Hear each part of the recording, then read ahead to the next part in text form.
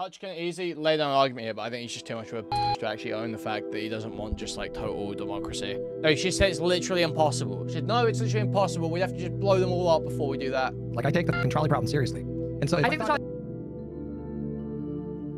Okay, man. You can't point me to the exact piece of legislation this would have passed. Well, then it's got no value.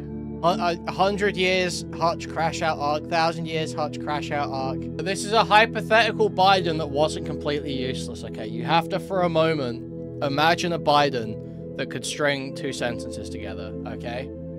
It's actually so painful. It's so painful.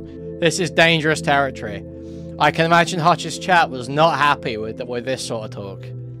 Alright, so we're going to see the start of this Eren and Hutch debate, because we didn't see the start of it yesterday, we only saw the end. And then we're going to watch the Peace Go, Josiah, Hutch, debrief, talking to, fireside chat, whatever we're labeling it, where they try and make Hutch see sense. Because from what I saw, and I don't know, I didn't see the start of this. Also, I should probably, dude, I probably need a lot of context for this, don't I? I should probably read the contrapoint statement too, to be honest. I still haven't done that. But from what I saw yesterday, Hutch was being very obstinate in this conversation. So let's pull up this contrapoints thing. Okay. Oh, dude, this is such a pain. Alright. So contrapoints has gotten a lot of shit over the last however long. I don't know. Year and a bit. Probably. Over being pretty quiet on Palestine as a political issue, okay?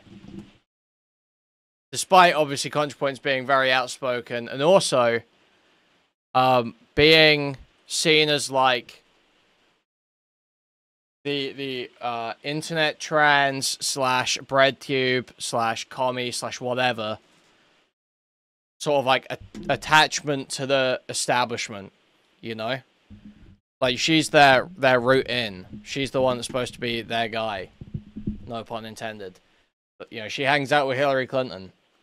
She's supposed to be in their ear for the interests of her audience. And obviously her audience are now very interested in Palestine. So they wanted her to talk about it. Now, immediately I'm seeing she's saying it's about not making a video. I don't know that. I've never seen a lefty. I've not seen a lot of lefties talk about this. I've seen a couple of them here and there. I've never seen one of them say, like, contrapoints needs to make a video on Palestine.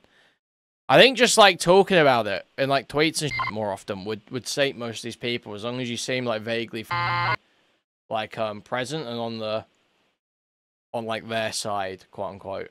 But I think the issue is that contrapoints isn't really on, like, quote-unquote, their side. And once again, this seems like another loser, like Ethan Klein, I get the feeling, who wants to have their cake and eat it too. They want to be kind of slightly pro-Israel, but still be on the pro-Palestine team.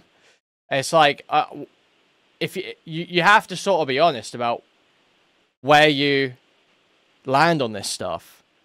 It's an impossible thing to, like, toe the, like, middle ground on. You can't just do, like, a throwing your hands up, whatever happens, happens type thing for most of these people. They're not satisfied with that. So you either have to live up to the expectations that you've built up with your audience, that your audience have of you, or they're going to turn on you. You can't do this mealy-mouthed bullshit where you attempt to placate them. Right? And that's the same shit with Ethan, where it's just this mealy-mouthed bullshit, where they're not really on the side that their audience wants them to be on. But they also don't want to lose that audience. It's like, no, you can't. You have to take that risk. You have to, you know, stand 10 toes down. Anyway, let's read it. So many leftists feel betrayed because I haven't made a video on Palestine. Do they actually want a ContraPoints video on Palestine? Fuck, no, I certainly don't. Will they be happy if I get in the bath and pour milk on a mannequin of Benjamin Netanyahu? No. I've posted about Gaza occasionally and have given money to Palestinian aid organizations. But I think what leftists really want is me to join their chorus of anger. They sense some hesitation on my part judging me very harshly on my presumed opinions. I'd rather be judged on my actual opinions, so here they are.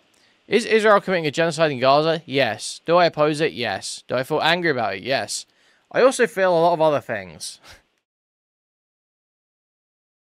Okay. Well, that seems pretty open and shut, no? Or what relevance are these other things going to have? These other things better be pretty compelling. 1. Doom. The week after October 7th, it was the clear mood among Israeli leaders and civilians was overwhelmingly kill or be killed, existential panic, and unstoppable lust for revenge.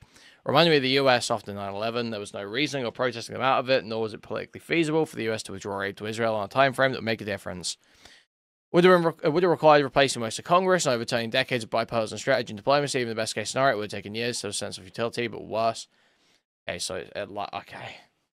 I've heard bits of this statement already. And my immediate... I don't want to draw on things I haven't read yet, but my immediate feeling is like, okay. So, imagine how this sounds to someone that cares about this cause, right? Imagine how ContraPoints would feel hearing someone say, you know... I do feel like Trump's going to really hurt trans people. But it would just take so much time and effort to stop him, you know? It would just take... It would take so much time and effort to stop Trump from throwing trans people in camps. You know? I want to say this is even worse than Tom York's statement, but let us know what you think. Thank you for the $20. Hugely appreciate it. Thanks so much. Leftist pro-Palestine movement quickly decided their primary goal was not merely opposition to the genocide, but opposition to Zionism in general. That is, opposition to the existence of Israel as a Jewish state. And here they decided to draw the line separating decent people from genocidal fascists, which had the following consequences. Okay. So, I don't think you should be surprised that leftists call you a fascist for supporting an ethno-state. I understand you want to do the whole my Jews have been targeted for so many years. They need it. But it's going to be generally a policy that lays quite outside of their realm of policies they're willing to accept. That really should not be surprising to you whatsoever. Yeah, I don't know how you're just... it shrunk the coalition. Zionist is a very broad category. Most Jews are Zionists. Anyone who supports a two-state solution is a Zionist.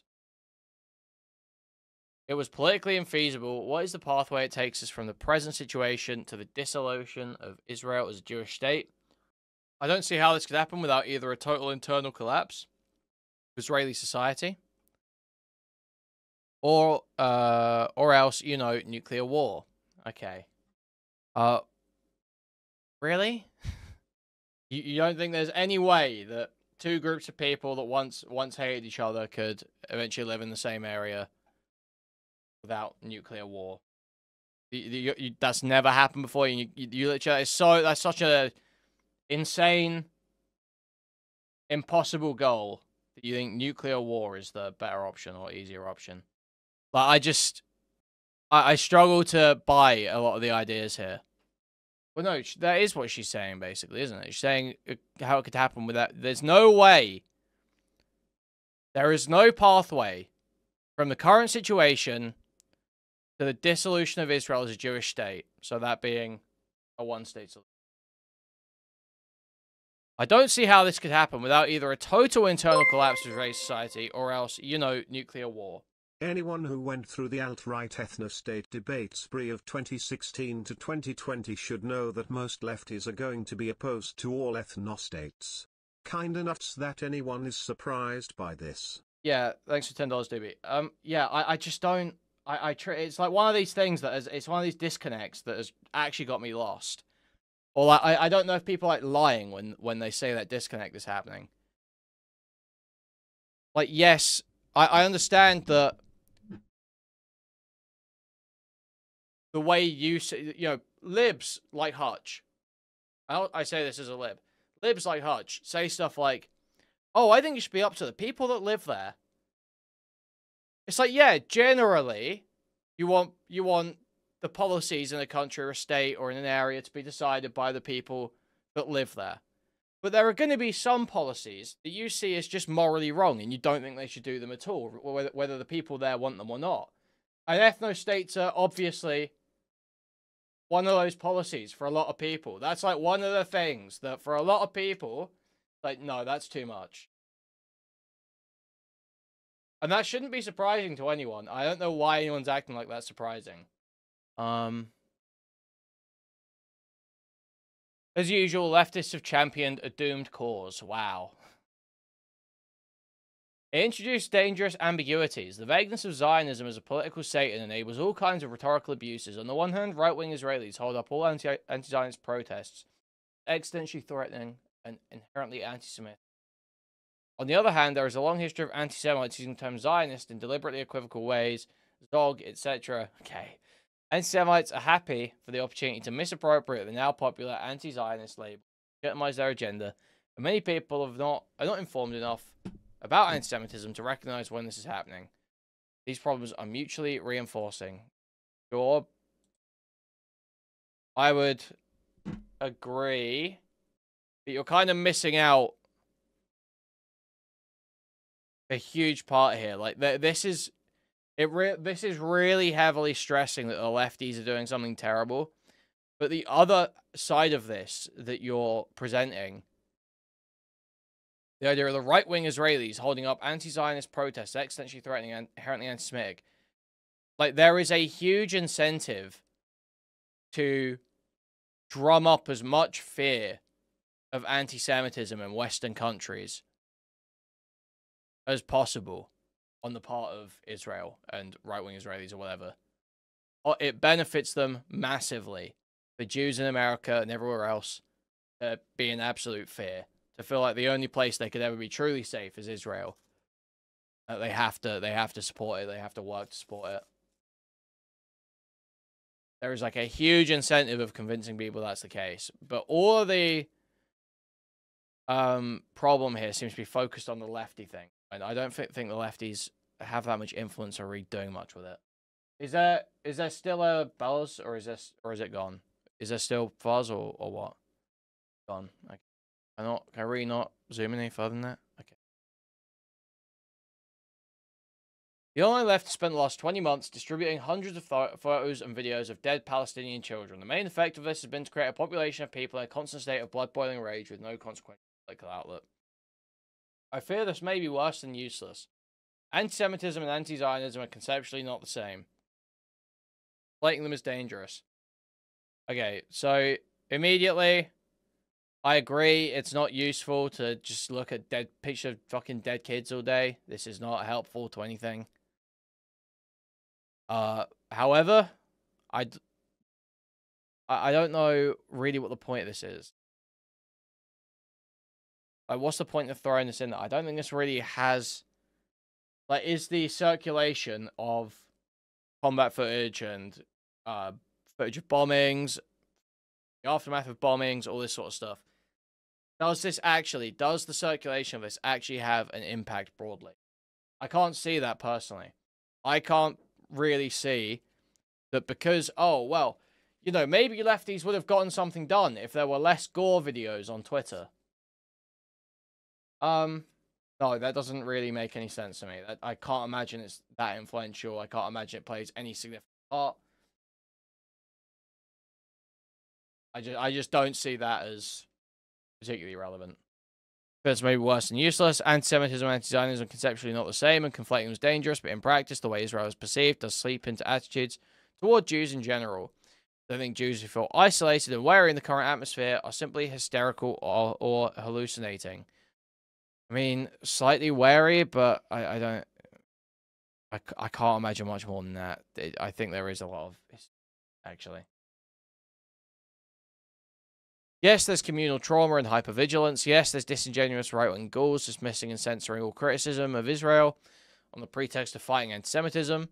There's also a valid fear of historical anti-Semitic patterns recurring, and that fear gives power to the right-wing Zionist claim that only Israel can keep Jews safe.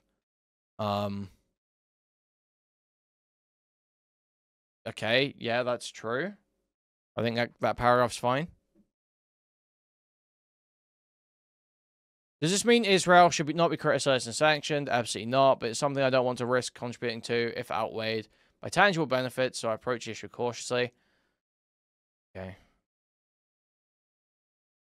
Bitterness. Much of the online left spent all of 2024 single-mindedly focused on Palestine and the complicity of democratic politicians sending aid to Israel. This campaign had the following effects. 0 Palestinian lives were saved, not one fewer bomb or bullet was fired by the IDF. May have significantly contributed to the re-election of Trump, or slightly contributed, guaranteeing the US will put no diplomatic pressure on Netanyahu for at least 4 years and making protests against Israel both much riskier and less effective. Trump is also, incidentally, a menace to me and basically everyone I care about. A perfectly enlightened being would feel no bitterness about this, but I do. See, the thing is, the big problem is that Democrats in the last election cycle spent way too long talking about all those brown kids getting blown into a million pieces. And not enough time talking about how rich white people in the US aren't going to get their epic designer drugs that turn them into a woman. This is the real problem, guys. This is what we're not seeing. Stop thinking about those brown kids getting blown up and start thinking about me being an alcoholic porn addict. Me. I do fundamentally, I agree with some parts of this. I don't really think the lefties being mad about Palestine contributed to the re-election of Trump. If you're going to make any argument about how Palestine played into the re-election of Trump, it is just about the terrible fucking messaging from the Democrats. The terrible optics they played. Losing. Like, didn't they...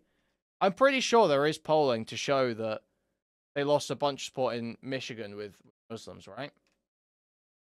It's like shit like that. Those are the sorts of votes that you start losing on this stuff. I'm sorry, your progressive Emily BLM Democrat voter is voting Democrat either way. They're not staying at home because of Gaza. They're just so mad about Gaza. It's the people that are like actually really invested in it that end up staying home. That are like, dude, none of these people give a fuck. None of these people give a fuck about me. That's the attitude it breeds, I feel like. That's why they don't show up. The Emily BLMs are showing up either way. They got to get their abortions. Emily BLM got to get her abortion. Okay. So which bit we're reading just now? Oh yeah, up to here.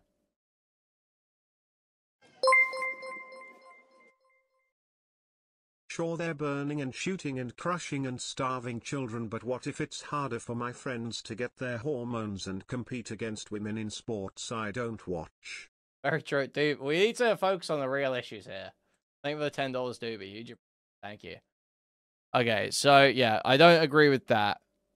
I don't think the lefties supporting Palestine got Trump re-elected in any significant way. Much riskier and less effective, sure. Trump is instantly, yeah. And then this is just like so insane. The whole me shit is just absolutely absurd. No one gives a fuck. You're a This is the one thing that annoys the fuck out of me with ContraPoints. She is incredibly self-centered. And she has always been incredibly self-centered and narcissistic. Like, put the fucking, trans talking points in the bag. Stop telling me about how you're a fucking degenerate alcoholic. I don't want to know. Put your trans theory argument in the bag and shut the fuck up. But all the time she feels the need to talk about how miserable her life is, how bitter at the world she is. This is a recurring thing. This is not the first time I've seen her do this. Like, you're a political commentator, fundamentally. Just do that. Yeah, put the film school video essay in the bag, sis. ContraPoints is connected to the Clintons and swept for them in the Epstein files. D10 censorship trying to... Okay. Oh, you're saying Zio censorship. That's what Z10 means. Okay, Zio.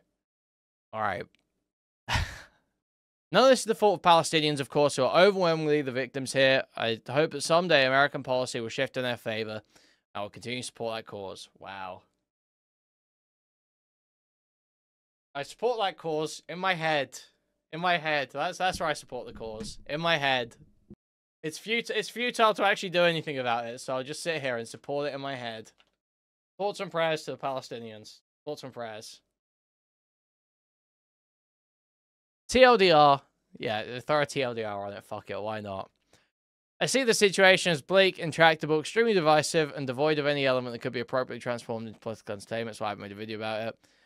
Hopefully it goes without saying, these are just my thoughts. I'm sure other bread tubers have different... Yeah, this is just like narcissist. Okay. It does just sound like you're kind of a pussy. So. Yeah, that statement sucked, and anyone that's like saying that statement's good is totally bought in. I mean, it's fine if you say that if you're like super pro Israeli and you say that statement's good. Yeah, I can imagine so. Yeah, that would make sense. Because it's basically a statement saying, wow, yeah, aren't all the people that support Palestine really annoying? Maybe we should all just shut up about it. That's basically what ContraPoints is saying there. It's like, yeah, guys, look, I think we just come off really annoying when we talk, so maybe we should shut up about it. Just stop talking. Think about the trans people. About the trans people. Stop wasting time on a futile fight that does nothing but burn goodwill, and focus on the trans people. I can click on us one at a time, but it's not putting both of us on the screen. That's so If you right click, I know that there's an option to show like non-video, or like you can check like show my own camera. You might not have that checked. Oh, sorry, where do you right click? Oh, I see. Yeah, if you just like right click your own thing on Discord, it like shows that. Share non-video participants, but I don't hold on. But underneath it you don't see checked. Show your own camera? Checked. Oh, that's weird. Yeah. Are you on the pop out? Are you doing the pop out? Oh, okay, I fixed it. Thank you. Chat, thank you so much for that. Okay. Aaron, it's good to talk to you again. I don't know the last time we've spoken, but It's been a minute. It's been a minute. Pisco is agitating things. He like Pisco nobody can see this or whatever, but Pisco's in your chat, and he's like, I'm gonna set up a debate, and then he like throws us into a group chat. I'm like, over what? Did I like probably agree on like most, unless he had like a specific thing or whatever. And then of course he lost his attention, was caught by something else, and then we never got back to that. But then this organically arrived, so lovely. Well, that wasn't actually Pisco. I told him that I wanted to fight you. Well, everybody wants to fight me. Get in line, dude. So, no, I mean, yeah, we're watching this for context. We're watching this because I know the Pisco thing is about this debate. So I need to see the start of this. I think so the reason I like doing the podcast with the boys is that even though we're all on the left, there's enough kind of ideological diversity there to have interesting conversations. And so I had a debate with Pisco recently that, you know, we very much disagreed, but I like debating people where it doesn't turn into I like debating people that I don't hate, or even better, people that I like. So, well, I was watching your VOD and you were like, I don't like really debating MAGA people. And to me, it's like, is it some intense intellectual exercise to do that? No, but it's always fun to me. Because you're like dunking on like the lowest of the low as far as like political opinions or whatever. It's just very, very easy. But I do think it is more interesting and more fun to disagree with somebody where you at least you agree on a lot of like important things, and you're not having to like, you know, work at just like very, very like fundamental disagreements to even see if you can come to a point that you can reconcile, you know? Yeah. I mean, what's your take on it? Like, for me, I spent the first Trump term arguing basically exclusively with MAGA people, and every once in a while, like Bernie or bust people. But it was probably like 95% arguing with MAGA folks. And I don't know, I just like somewhere along the way for me, I just can't, I feel like the dedicated MAGA crowd are so completely untethered from reality that the exercise just becomes extremely boring to me. Like, I just feel like it gets really monotonous and repetitive, and I don't feel challenged in any kind of sense. But when I spend a lot of time arguing with people to my left, or maybe a little bit like more closer to where I'm at, I feel like I get more out of those because I have to sharpen my arguments a little bit more. I have to do more homework. And so, yeah, I mean, what's your sense on that? Do you spend a lot of time arguing with MAGA people? I try to. There's MAGA dipshits that come into my chat. I can always tell because it'll say. I'm just thinking about that controversial statement more. I just truly like. What? I don't get it. Why? I feel like I know what the coverage is like. I've seen enough comments about the ContraPoint statement to know what the coverage is like. It's just people going, yeah, well, did she say anything wrong, though? Did she say anything wrong, though? Yeah, but did she say anything wrong, though? It's like it's clear the message of this is basically just Palestine supporters are really annoying, and maybe we should all just shut the fuck up about it. That is the message. That is what she's saying. Yeah, no shit, lefties have an issue with that. Why do people do this gay bullshit where they pretend like they just can't imagine that someone could have a legitimate problem with something that's happening based on the beliefs that they hold? People have to do this stupid shit. People like Ethan. People like, I'm guessing, I don't know, I'm not just smearing him, I love Lonerbox. I'm guessing Lonerbox's coverage is like this, where it's like, yeah, I don't know what you could really get mad about here. I don't know what you could really be mad about here. I mean, she's right here. She's right here. I don't know what you could really be mad about here. It's like, well, it's obvious what they'd be mad about here. It's obvious what they'd be mad about here. For one, she's shocked that they're against ethnostates, which I feel like has been pretty clear for a long time. Two, she's focusing on how annoying the pro-Palestine protesters are, instead of, like, either the cause or the way that's been weaponized in reverse. It's only, like, sort of touched on, and she's more focusing on the embarrassment of the pro-Palestine side. She's blaming pro-Palestine people for destroying trans rights, basically. She's blaming pro-Palestine people for losing the election, which is like the most retarded reading of the election ever. Dumbest shit in the fucking world that people say. It's just like, it's so dumb.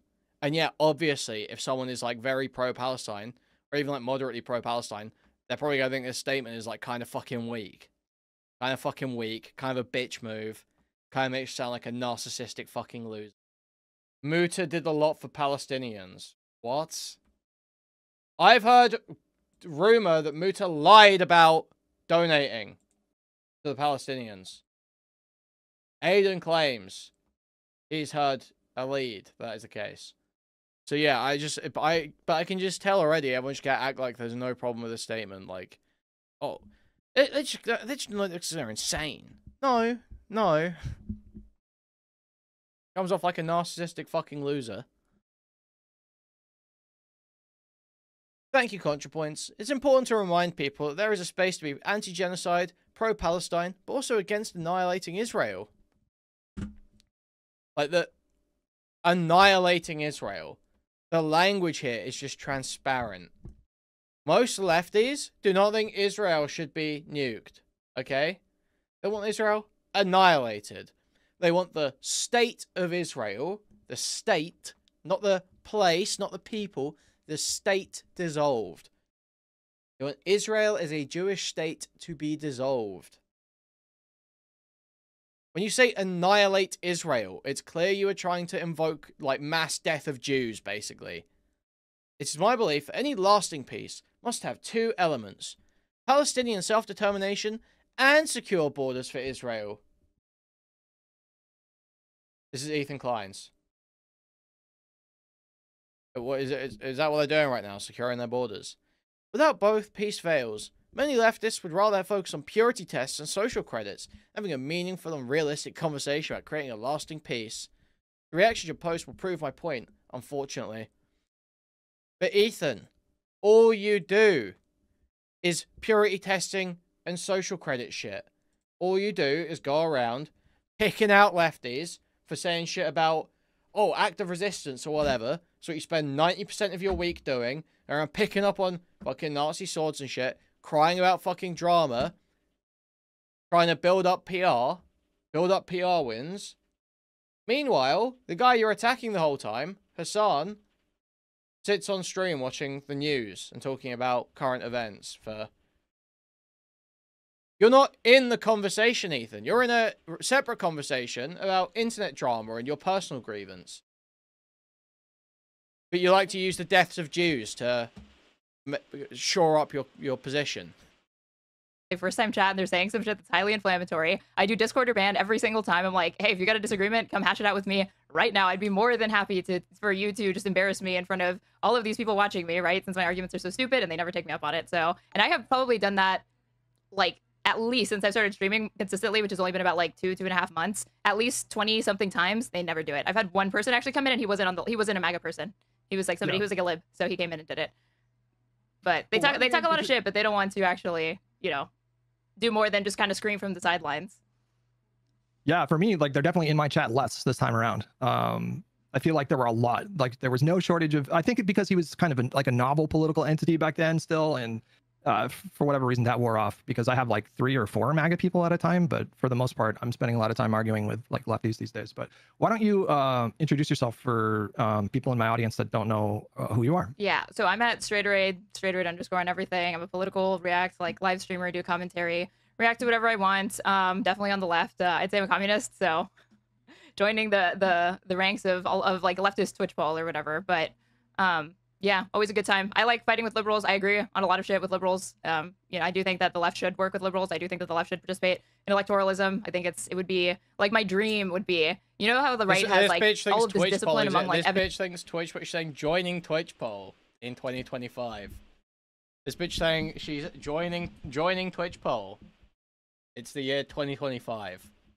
Evangelicals, like, every single election, they like show up to the ballot box and they like are a force to be reckoned with, and their party has to pay attention to them. If the left had that sort of discipline, we would see AOCs and Zoran Mamdani wins across the country, and it would be awesome. We wouldn't have to just be reveling in like these, you know, singular wins or these like really, really small wins. And I'm seeing a lot of the same people who are not so gung-ho about electoralism be like, yeah, Zoran's, like, look at, like, we fucking won. And I'm like, but you don't really care about elections usually, so why are you so excited? Or like, why are you taking credit for this? Because this is something you've discouraged people from doing, or have kind of suggested that it's futile to participate in it.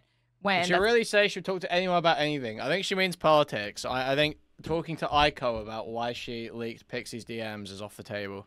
It's the opposite of how, you know, amassing power in a political movement works and extracting concessions from politicians. You have to show up and you have to make your voice known. You have to be organized and disciplined. It's not always fun because you don't get everything that you want. But you should not just cede that territory to liberals or, you know, or people that, again, did not do everything that they could to say that people needed to mobilize and vote against Trump by any means necessary, are complaining about Trump. And I'm glad to hear them, you know, hold Trump accountable and criticize Trump. But I feel like to the extent that they had a hand in being able to do something about it, kind of, I don't understand how they reconcile these positions, you know? Yeah, I think because you have that position, you're automatically in a totally different camp from the people that I normally argue with.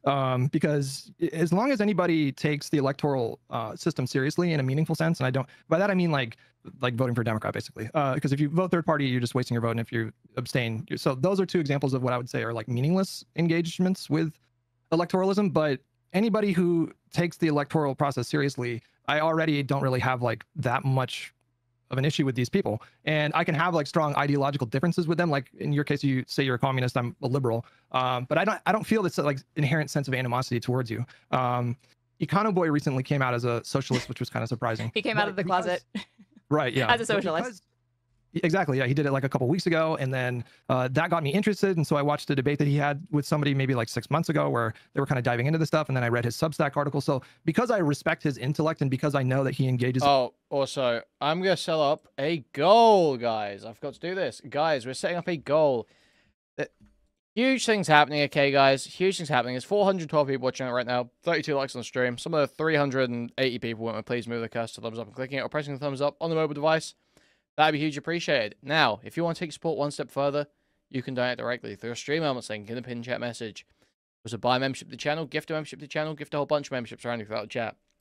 Buy a super chat, which I'll highlight a message right on TTS. Or buy a super sticker, which is a YouTube image or gift will be highlighted in the channel. I'll subscribe it to you. You can go to discord.gg/Kuihman, twitter.com/Kuihman, or reddit.com/r/Kuihman. So guys, epic goal going up in the chat now. Hold on, D. Start goal. Huge things happening. Huge things happening. In electoral politics meaningfully, then it makes me open to maybe I get curious about like, oh, why do you believe that? And then and so there's that. Yeah, but yeah, that's most of my smoke these days is I've just been getting down in the mud with folks that are not really interested in voting. You brought up like Zoran Mamdani, and I think this is an exciting moment for progressives. It should be an exciting moment. This is the most populous city in the country, and this guy is like a straight up socialist, although during this election he presented more as like a democratic socialist. Yeah. And I think that is a W, but what I'm seeing is a bit Like I have like a feeling Scallywag has no idea what's going on. Did Pisco not review this debate and then talk to Hutch and Josiah at the same time? Did he not watch the debate on his own and then talk to them? seeing some premature victory laps. Like I feel like I'm seeing people assuming that because he won that this is like a definite sign that he's heralding in this kind of new paradigm of American politics that's going to be explicitly socialist. And that could happen. I'm not saying it's impossible, but I think it's feels important like- to neither understate nor overstate what his win means, because if you had told me last year, just like after Trump had lost, that like, did you know that New York City, the Democratic primary, would have all of these voters mobilized to go vote for somebody who's an open Democratic socialist, a young Muslim dude who is like interested in like city-run groceries, and he wants to freeze rent, and he's critical of Israel, and he's very interested like pro-Palestine. I'd have been like, Like, this with is a the lot. useless Like, advice, you're fucking Scallywag. with me People with go, that. really trigger me tonight. Listen, bad tech advice at the start, bad tech statements at the start. Not good. Come in halfway through a segment and start going, oh, I think you should be watching the other piece of content, actually, when you've got no idea what the plan is. Candidate could win, and it happened. So I do think that it's something to celebrate. But one, he has not won the general yet. Two, I didn't think he was going to win. I know what it's like. I'm afraid to love again, because I got excited for Bernie in 2016, then I got excited again in 2020. That didn't happen. And so I see these and I'm like, okay, I've seen it happen where a lot of online excitement or even just like news has been, generated around a candidate because they're very outspoken, they're polarizing, they have all these fresh ideas, or a young face, or charismatic, all of that. And it doesn't translate to success at the ballot box. But in this case, he didn't just like eke out a win. It was pretty much a landslide. So I do think that that's really awesome. He's got a big challenge ahead of him because Cuomo's running as an independent still. He's not dropping out. Eric Adams is still going to be on the ballots. I like the Republican is like irrelevant because I don't think the Republican has any chance of winning. It's going to be between those three. And I couldn't even tell you right now who has a better chance of winning, whether it be Cuomo or Adams, because of Cuomo's like low approval ratings and his all of his fuck ups in his tenure. But yeah, like people need to not prematurely celebrate, but they also need to keep in mind that he was pitted against Andrew Cuomo, who is unpopular. He had to resign in disgrace. He was disavowed by his party. So that was one factor. And then another factor is that he's uniquely charismatic is one of those. He's uniquely charismatic, and he's in New York City. And I wouldn't say that like New York City has gone. They've had people like Mamdani now, and then they've had Giuliani and Bloomberg. So the city has had deportation is very, very unpopular. Like his messaging strategy was like fight Trump in terms of like the leadership. I think sometimes 16 to really make a name for themselves, and voters. Well, I guess I just don't have an issue with people when they say cheating, they feel like that those are the scales being tipped. The thing about the super delegates, and Matt Taibbi has gone off the deep end. Yeah, I know. Election culminates in him having to drop out, and then everybody scrambling after. Like, it's like the sixth time I've heard Aaron relitigate the fucking, what is it? Is it 2020 Democrat primary? How they all dropped out.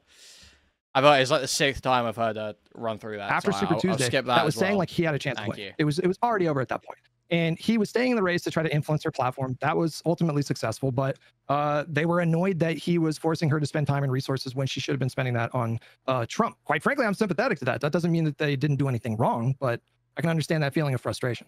Okay. In 2020, the argument is even worse because who cares if the moderates coalesce around the moderate candidate? That's just politics. Like your job as the Democratic Socialist outsider is to convince at least a plurality of voters that your vision of democratic socialism is better than the establishment's. Like he just didn't convince enough voters. Like them. But he was, and then Obama was getting worried that he was going to be Biden, and that's why he. Okay, I actually agree with what Hutch is saying there. Why can't he apply that same logic to Kamala Harris? Why is it in the case of Kamala Harris, he sits there and cries and bitches that lefties weren't interested in Kamala Harris enough and blames it on the lefties and not the candidate? If the moderates coalesce around the moderate candidate, that's just politics. Like your job as Because actually I was thinking about this when I saw the Mamdani stuff earlier, and I saw people crying that they're not dropping out and supporting the candidate and all this shit. It's like, well, yeah, I don't know what you expect. Like, obviously, Mamdani's going to be more of a divisive candidate. If there's room for other candidates to still run, they're going to take advantage of that room. That's how the political system works, and that is the competition that it runs on. So I don't really see the issue with it. But people are complaining that it's like betraying. The party infighting is betraying the left, and think of how they treated us all this time. I can't even remember what the post said at this point now, but yeah, people are upset about it. the Democratic Socialist outsider is to convince at least the plurality of voters that your vision of democratic socialism is better than the establishment's. Like, he just didn't convince enough voters. Like, them. But he was, and then Obama was getting worried that he was going to be Biden, and that's why he did What's that. the problem with that? No, I'm not saying it's one. I'm not saying it's illegal. I'm not saying Obama can't do that or whatever. But one, Obama doesn't really step into politics that much. So for him to do that, and it's simply just to get Biden, even though he's like, what's that? Like, he allegedly said, like, no one can fuck something up like Joe Biden, right? So he was pretty low confidence in Biden's ability to even do it, and yet nonetheless, he's putting all his weight behind Biden to oppose but what's Bernie the problem from with it? How is that cheating? Because it's not. Well, how is it? What do you? I guess I'm just confused. That, like, why do you have an issue that people don't like that? I can understand being upset that your favorite candidate lost, but like, what do you guys think a primary is? Like, what's not favorite? Because because again, Obama is free to do that, but voters feel that, like, again, this is somebody who doesn't really step into politics, so to the extent that he does, it's to throw his weight behind a candidate that he had already privately shit talked. Doesn't matter that he was previously his VP. And for two, it's like, I think voters want to feel that party elites are not tipping the scales because it goes against the spirit of the primary process. The primary process is a contest of ideas. Like, it was Bernie Sanders' I just told you, but that wasn't about ideas. That was Obama. Like, that's not about. He didn't say he wasn't just hostile to his ideas. He's like going out of his way to do this because it's coming down to, like, who could be the most electorally successful against Trump, and he was not willing to let Bernie potentially be the person, even though that he had a chance to do that. He was going out of his way to ensure that wasn't the case. He wasn't making sure let the cards fall where they may, right? But no, hold on, hang on.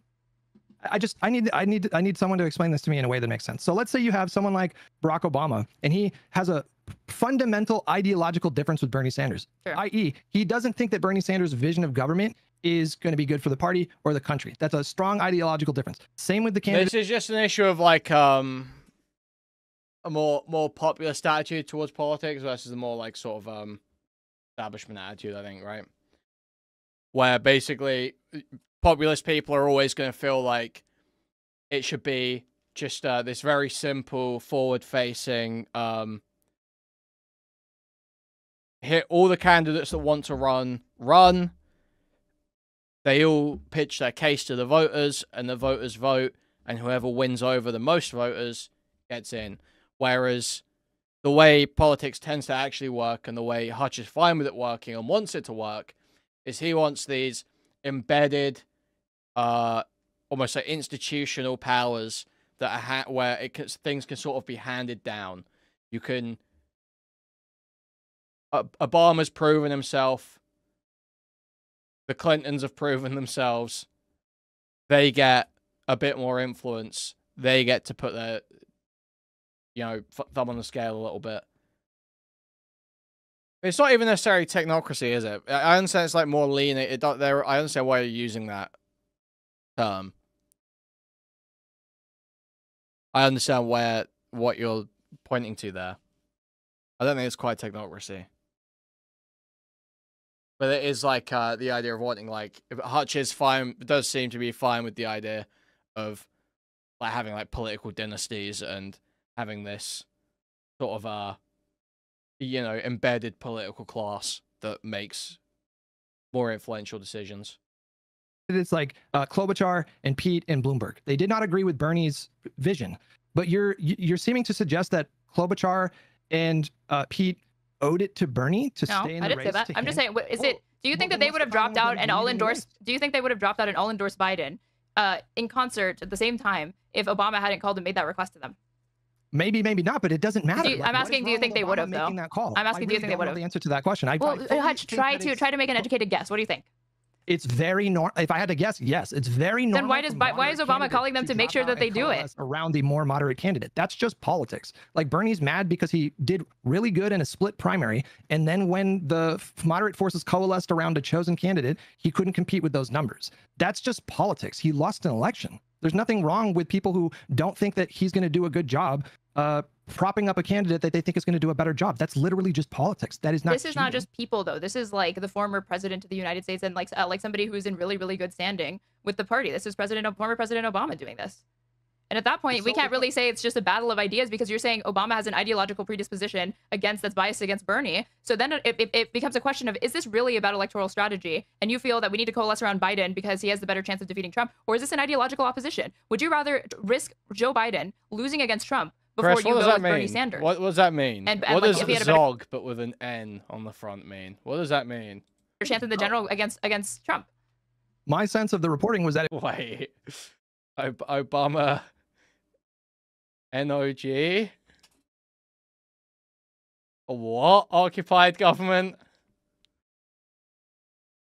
Oh, what? Occupied government? it was both. Like these forces, the Pete and the Amy and the Bloomberg and the Obama or whatever, they both disagreed with Bernie's like platform, what he was promising, like his vision of government, and they thought that he had a worse chance of beating Trump. Did they think that because of an ideological bias, or is it because of polling data? And this is ruthlessly like empirical calculation that's being made. I think that they have a enormous ideological difference with Bernie. And the job of the more progressive candidates or the Democratic Socialist candidates, their job is to persuade people that their vision is better. Like Mamdani was really successful at doing that recently. There are ways that you can sort of like beat the money with savvy campaigning and messaging and this kind of thing. But ultimately, at the end of the day, if you want to get the nomination from the more moderate candidates who are better poised to win because the electorate itself trends more moderate, it's your job to persuade them and convince them with effective messaging. Bernie wasn't able to do that. That's why he lost. And that's not cheating. That just means like, okay, what do we need to do the next time? How can we tweak our messaging the next time? We weren't breaking through enough with black voters and older voters. What are some ways that we can sort of capture more of those demographics? Instead of that kind of soul searching, which you guys, I say you guys, I feel like, sorry, that might've been rude. I feel like progressives are all about like Democrats, like you got to figure out why you're losing so much. But I never see that happen. Like Bernie loses, he was cheated. I never see them putting pressure on Bernie to like do soul searching and do a postmortem and figure out where he went wrong. It's always just, well, the DNC screwed you. I mean, I just feel like that's like, I mean, I see him get criticism. I don't know if it's like, how could you have improved your campaign? I see him like people feel that he's sold out or he's not staying true to the platform that initially they were excited by, right? Because he's gotten plenty of criticism. It's not so dogmatic that like people that these Bernie bros or whatever refuse to turn on it. If anything, I see the opposite. Again, like I've seen this sort of like people calling out like you guys are so toxic and self-defeating because you're not willing to maybe give Bernie the benefit of the doubt that as a seasoned politician and as somebody who came really, really close both times, that maybe if he's saying something like there's like a messaging difference between you and him, that maybe give him the benefit of the doubt that where he's coming from is a more informed perspective on how to sell the American public on these sorts of ideas that you say you agree with, then you're giving him credit for. You're just assuming that he's sold out or whatever, and it really might just be a difference of strategy.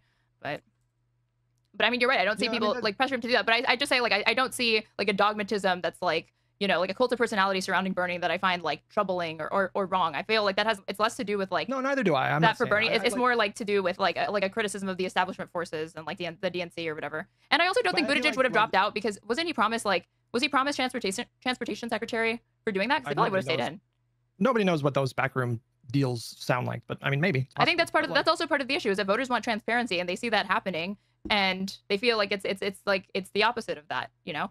Like Obama's free to do it, but it doesn't bother you in any way? Like that might just be a fundamental difference. That's probably like a fundamental difference between you and me because it does bother me. I mean, because I think that if Obama wants to tip the scales, then publicly endorse Biden and campaign with Biden. But when you're getting to the point where you're like encouraging people to drop out or whatever, I can see why voters, like not just Bernie bros, like any voter in the primary anywhere feels like, well, hey, what the fuck? Now you're going around making deals that like I, as an individual voter with just a single vote to cast and somebody who can like canvass and campaign for somebody, I can't, you know, offer these sorts of deals to help advance my candidate's likelihood of winning or capturing the nomination. How's that fair? If the same people that are interested in campaign finance reform and wanting private capital to not be so influential in elections and corporate interests, it doesn't surprise me that they have issues with, you know, private individuals or massive like whether it be private donors or party elites or people like. Okay, so you're being like retarded in chat. It's not Obama having an opinion on who he wants to win. It's him taking actions to make sure that person wins. He is trying to make that happen, right? Obviously. You can have an opinion. And in fact, Aaron's saying, having an opinion would be great. Yeah, go out publicly and say you support Joe Biden. Convince voters that they should be voting for Joe Biden in the primary. Don't go and convince other candidates to drop out with the offer of deals, though. Like, obviously, a more populist person is going to see that. Feel like there is an embedded political power there that only the establishment has access to, because it relies on you having access to those mechanisms and connections to get people jobs. And so therefore the up-and-comer or the outsider candidates are at a disadvantage. Hutch is being a bitch, much like you're being a bitch, Ace, and not admitting that that's the case. Not admitting that's the case and saying, oh, I like that actually. No, I like that there is an embedded political class that have outsized power because their decision-making ability and their popularity with voters has already been proven before. And as such, I think it produces more reliable outcomes to have that power sit with people who are proven. That's obviously the position of someone like Hutch or someone like you. Is yes, Clinton should have more power. Yes, Obama should keep on some power. Their decision-making ability has been proven, and as such, I think it will have better outcomes. That's obviously where you're at. But you have to acknowledge that, yeah, they are making deals, and that is unfair to an outsider candidate. That is a thing that outsider candidates do not have access to. Ace, no one would have a problem if Obama just said he endorsed Biden. That's not the problem. You're not following the conversation. Former President Obama coming in and influencing it, that they're not going to like that. The issue is he shit-talked Biden and then went behind the scenes to make deals to make sure Biden won because Bernie was too popular and was fucking stuff up. Like, I feel like fundamentally, like, what are you upset that Obama actually did? I think what you're upset about is the fact that he exposed Bernie's weakness. Like, Bernie looked dominant in an incredibly split field. And then when the field concentrated and the moderate forces coalesced, he was revealed to be a bit of a paper tiger. Like, his popularity wasn't as high as it looked like when there were 12 candidates in the race. And I'm sorry, the reason why I don't feel upset about this is because, like, this is the job. I'm just going to tell everyone in my audience and your audience, you should fully expect that in 2028, you're going to have a collection of candidates to be the nominee for the Democratic Party. You're going to have a handful of progressives. You're going to have a bunch of moderates. And it's going to be the progressives' job to convince at least a plurality of people in these primary contests that their vision is better. And you should fully expect that the moderate forces are once again going to coalesce around the candidate they think has the best chance of winning. And that's just politics. Like, I feel like, it's not just a matter of ideas. It's not entirely meritocratic, right?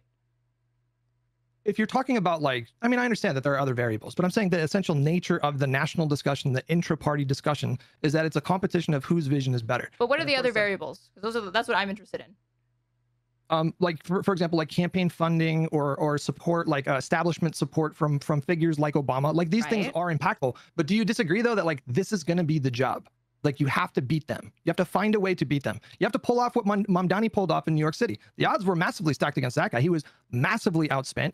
And because of a combination of his own, like, natural charisma, good looks, and, like, really savvy messaging, he was able to overcome these institutional hurdles. That's going to be the job of the candidate in 2028. You should not expect that the moderate candidates are going to stay in the race deliberately to hand the election to the progressive. That's not going to happen. Well, I didn't think that my argument was not that they ought to stay in the race so that Bernie has a better chance or that they're not allowed to drop out. It's just if that call hadn't been made, if those backroom deals hadn't been made between like Obama and Klobuchar and Buttigieg, like the Clyburn endorsement at the same time, like, would it have played out the exact same way? And I don't begrudge voters for feeling like I would prefer to see the primary process not, like, just play out the way that it is. And to the extent that Obama wants to tip the scales, he just campaigns. Because you said earlier in this conversation, you're fine with the DNC, like, regulating so that David Hogg can't simultaneously hold a position in the DNC, but then also be campaigning and, like, trying to tip the scales on certain elections and primarying people, right? So that's actually not why he was expelled, but, like, yeah. No, it had to do with, like this is the easiest argument. I feel like Hutch can easily lay down an argument here, but I think he's just too much of a bitch to actually own the fact that he doesn't want just, like, total democracy. Or, like, total, like... Anytime you start making statements that veer away from just, like, direct, pure democracy, you start sounding bad to a lot of people. I think Hutch is too much of a bitch to do that. When he should literally be saying right now, yes, I think there's benefit to having an establishment and having political power embedded in proven people. And I think Bernie, as an outsider, should have to try harder, should have to be doubly popular to show that he's really good as an outsider. He should, yes, it should be unfair to Bernie because he's coming from the outside and he's unproven, so he has to try twice as hard. Because we don't want the country to go to shit and get fucked up because some outsider has come in and made a bunch of decisions that we don't agree with. Totally a reasonable position to have. But he needs to own that position instead of doing this bullshit where it's like, well, why are you mad? Why are you mad? Well, it's obvious why they're mad. It's obvious why they're mad because they think a primary should be or any election should be a battle of ideas where all the candidates who want to run and present their ideas to the public, and then the public make a decision based on that. not a bunch of deals that are made in the background to decide which candidates run so a certain political perspective can have the best efficacy. That's obviously that's where populists come at it from. That's where lefty and right-wing populists come at it from. They don't want a bunch of fucking deals being made. They want to be able to vote for the person saying the shit they agree with, and they want it to be that simple. Female candidate, there was some issue with like some procedural thing. Yeah, there was some procedural thing before he even announced that project, and yeah, but right. But you agree that they're like they're like hostile to his ideas, right? And that this. Well, I think in his role as a DNC, which I think should be neutral, I do think it's a good policy for the DNC to support incumbents. Because you know, like the main criticism of the DNC is like, wait, isn't that contradictory? How can it be neutral but also support incumbents? It's neutral in the sense that it doesn't pick an ideological position to support. So they're not like the DNC is not saying we're only going to support moderate candidates and we're not going to support progressive candidates. They're saying we're going to support whoever the incumbent is. So AOC is going to get institutional support just the same as Rashida Tlaib, et cetera, et cetera. I guess there's no such thing as like a non-ideological position from these things, because you already said earlier that like Obama, you conceded that you said Obama very well may have ideological differences between himself and Bernie, and that's influencing his decision to request that the candidates. Well, of course. So like, so I don't think there's anything productive to pretend like these institutions are free of partisanship or ideological bias, you know. And I even do think that there's an ideological, or there's a bias that like persists by saying we're going to support the incumbent candidate no matter what. No. A bias for incumbents. I mean, it's not an ideological bias. I don't know. I guess like I don't know if I'd like categorize it as an ideological bias, but I guess I do see it to be as like something that as an ideological bias. It's obviously going to play out as an idea. It might not be like the parameter you're setting isn't necessarily ideological, but obviously going to skew in a certain direction, right? That's not entirely neutral. Look, I think like at the end of the day, the progressives, if they're going to take control of this party, it's likely not going to happen in one massive landslide election. It's going to happen over time. You're going to have to, like, the progressive wing of the party is going to have to accumulate win after win after win. It's probably going to take several election cycles before we see the possibility of the progressive wing of the party having the numbers to have that kind of influence. Like, the reason why Barack Obama at the end of the day was successful in his effort to boost Biden and tank Bernie's chances of winning is because they have more support from the electorate. Like, there are just broadly more moderate voters in this country. And so the AOCs of the party and the Bernies of the party, they need to figure out a way to shift enough on the margins to give them the edge. And how does he figure out a way to like make that pitch to Obama so he doesn't do that? What do you mean? What did you just ask? How do you, because you're saying that it's coming down to like he needs to appeal to more voters, but he was attempting to appeal to those voters, and then Obama is making these backroom deals that probably don't include him. Obama didn't force those hold voters on. to vote a particular My point way. is like, how is Bernie supposed to make, now it's not just about Bernie has to make the pitch to voters. Bernie now has to make the pitch to Obama to prevent him from doing these sorts of things that would cause a disadvantage to him. How is he supposed to do that? I mean, I don't think. And Bernie has, and then Bernie also is not just Bernie. He represents represents thousands of voters that have cast their name for him in the primary. Can we imagine a hypothetical? Let's say 20 years from now, the progressives are in control of the party, and like right now, it's like 60-40 or 65-35 in terms of the makeup, like progressive to moderate in the Congress or in the party. Yeah. But let's say like 20 years from now, that's flipped. Do you think that the progressives aren't going to do the same thing? Do you think that they're not going to use their own leverage to make sure that moderate candidates don't win when they have an opportunity to prevent them from doing that? I assume so. But then at that point, aren't you saying it's coming down to incumbency bias and not like an ideological thing? No, I'm saying by that point, they will have persuaded enough voters to put them in the driver's seat for the Democratic Party, and they will use the same influence in the same exact way. And I feel I'm agreeing with that, but I'm saying won't the motivation be the incumbency? We're not talking about the incumbency when we're talking about the primary contest, though. That's a separate discussion. But you can primary incumbents. No, but aren't we talking about the presidential primary in 2020? I'm making the case that he wasn't cheated. Well, we're talking about multiple things, because it's like also talking about like how the DNC says that they're not going to support, or like you said like it's a non-ideological neutral support for all incumbents, right? Yeah. Okay, well, you're saying in this hypothetical, in 20 years, let's say progressives have captured a significant amount of the party. You're like, don't you think that they're going to be hostile if moderate forces try to come back in and oppose the thing? But then at that point, it's like, but if they coalesce around the candidate, it would be because they're the incumbent, not necessarily just because of like the ideological thing. That's why I'm saying I don't know if I can really divorce that position of like we default to supporting the incumbent away from it like an ideology, or like if I conceive of it as an ideological thing. Well, I'm trying to understand where you're coming from here, but like, so technically right now, moderates benefit from a policy of supporting incumbents because simply there's just more moderates. But the day I think will eventually come where progressives will outnumber moderates. Like my generation, millennials and younger, are just way more, well, actually, I mean, I don't know if these recent demographic shifts hold as far as the Trump election went, but like millennials are just like way, way, way more progressive than like their boomer parents. Yeah. And I do think we're heading towards a future where like AOC will be in a leadership position in the party and the progressives will have more influence. And when that day comes, they will wield that influence just the same as the moderates are doing right now. And I don't think you guys are going to speak up at that point and say, no, don't do that. I think you're going to understand that this is like how politics works. If you have more power than an ideologically like opposed group, you're going to wield that power against them. And at the end of the day, it's the voters that decide. Like if we just look at the numbers, Bernie did worse by the numbers in 2020 than he did in 2016. That's just the reality. If he wanted to win, he needed to convince more voters. We can blame Obama or whatever, but that's the job. Like I just feel like you should be realistic about what the job is. They're not going to just let Bernie win. They're going to make it difficult. Okay, he's almost saying it here without saying just. He's danced around just saying, yeah, I think establishment powers are good. He said we support incumbents. He's saying all this stuff now. He's sort of dancing around it, but he's basically there saying it. Sorry, what was that last bit you said? He needed to convince more voters. We can blame Obama. Yeah, okay, yeah. Again, why does he not say the same shit? I've heard Hutch say basically the exact opposite about fucking Kamala. I've heard all these people say the exact opposite about Kamala, but they always cry. Oh, it's the commie. All these commies just made it. You know, they just didn't care about going out and voting. They just didn't care. They just have such insane expectations for the Democrats. That's why we lost. No, bro. You lost because Kamala failed to convince enough voters.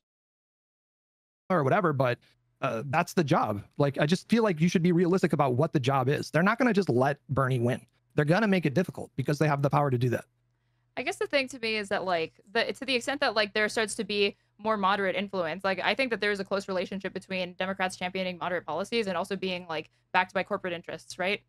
So to the extent that progressives would be hostile to that, it would be them following through on promises that they made to their voters that got them into office. And at that point, what you're hostile to is not just, like, the moderate policies, but the idea that, like, that moderate policy is being influenced by a corporate interest.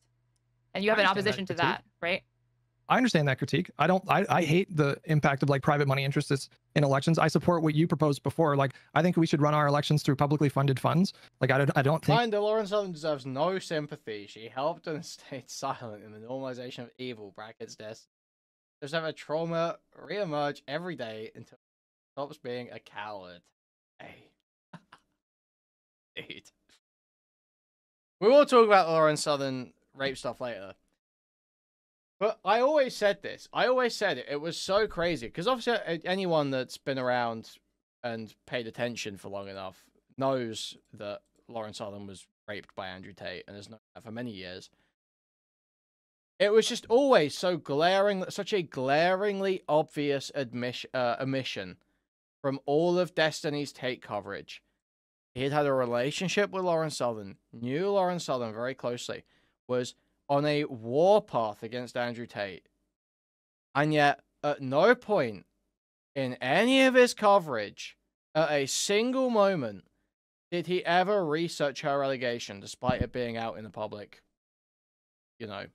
discussion. And no perceptive DGGers were like, oh, that's a bit weird. Oh, that's a bit weird. Crazy. I think we should have things like super PACs. I think it's insane that someone like Elon Musk can spend $300 million to tip the scales in favor of Republicans. So like, I understand that grievance. I'm just simply telling you what the job is. Like, this is what the job is. The job's going to be the same in 2028. Just don't expect like they're going to do it. If AOC captures it, will you be happy? Yeah, I'd be fine with that. Well, fine. Yeah, but would you be like motivated? Would you be more enthusiastic, I should say?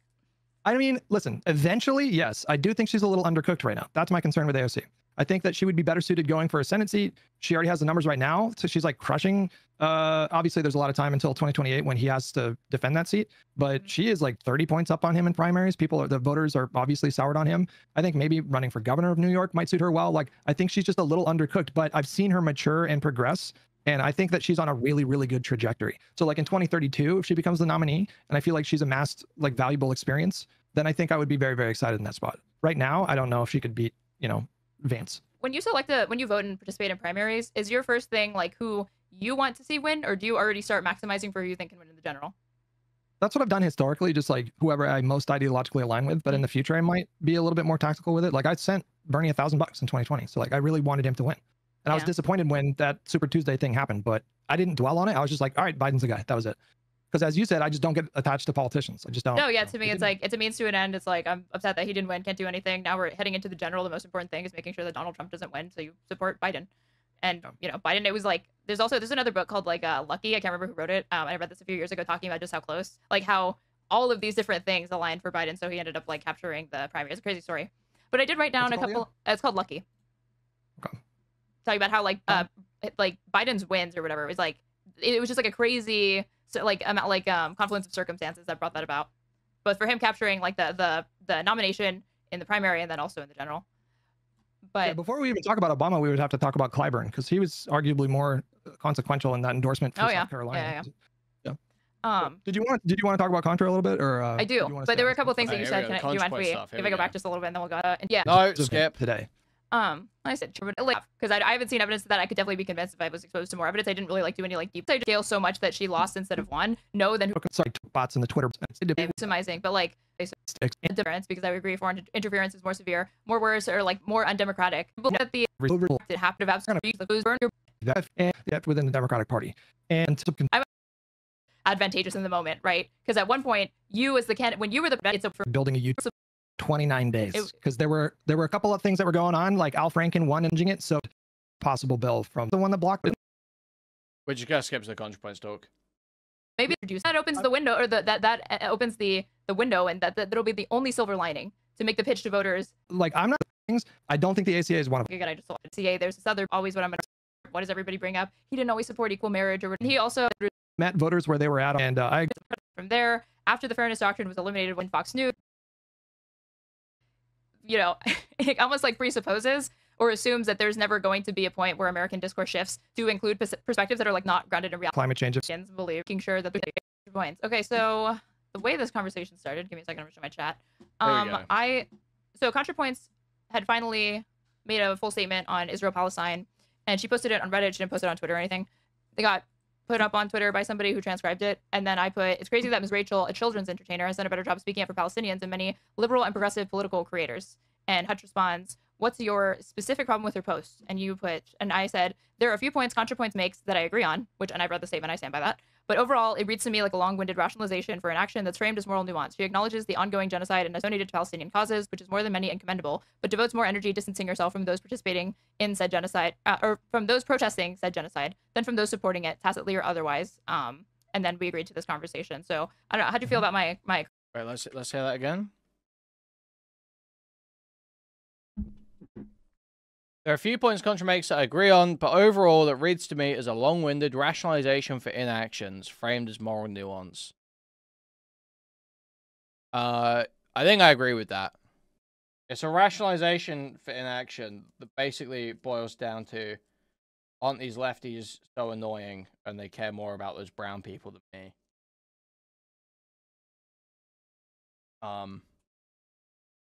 So, yeah, I kind of agree with this.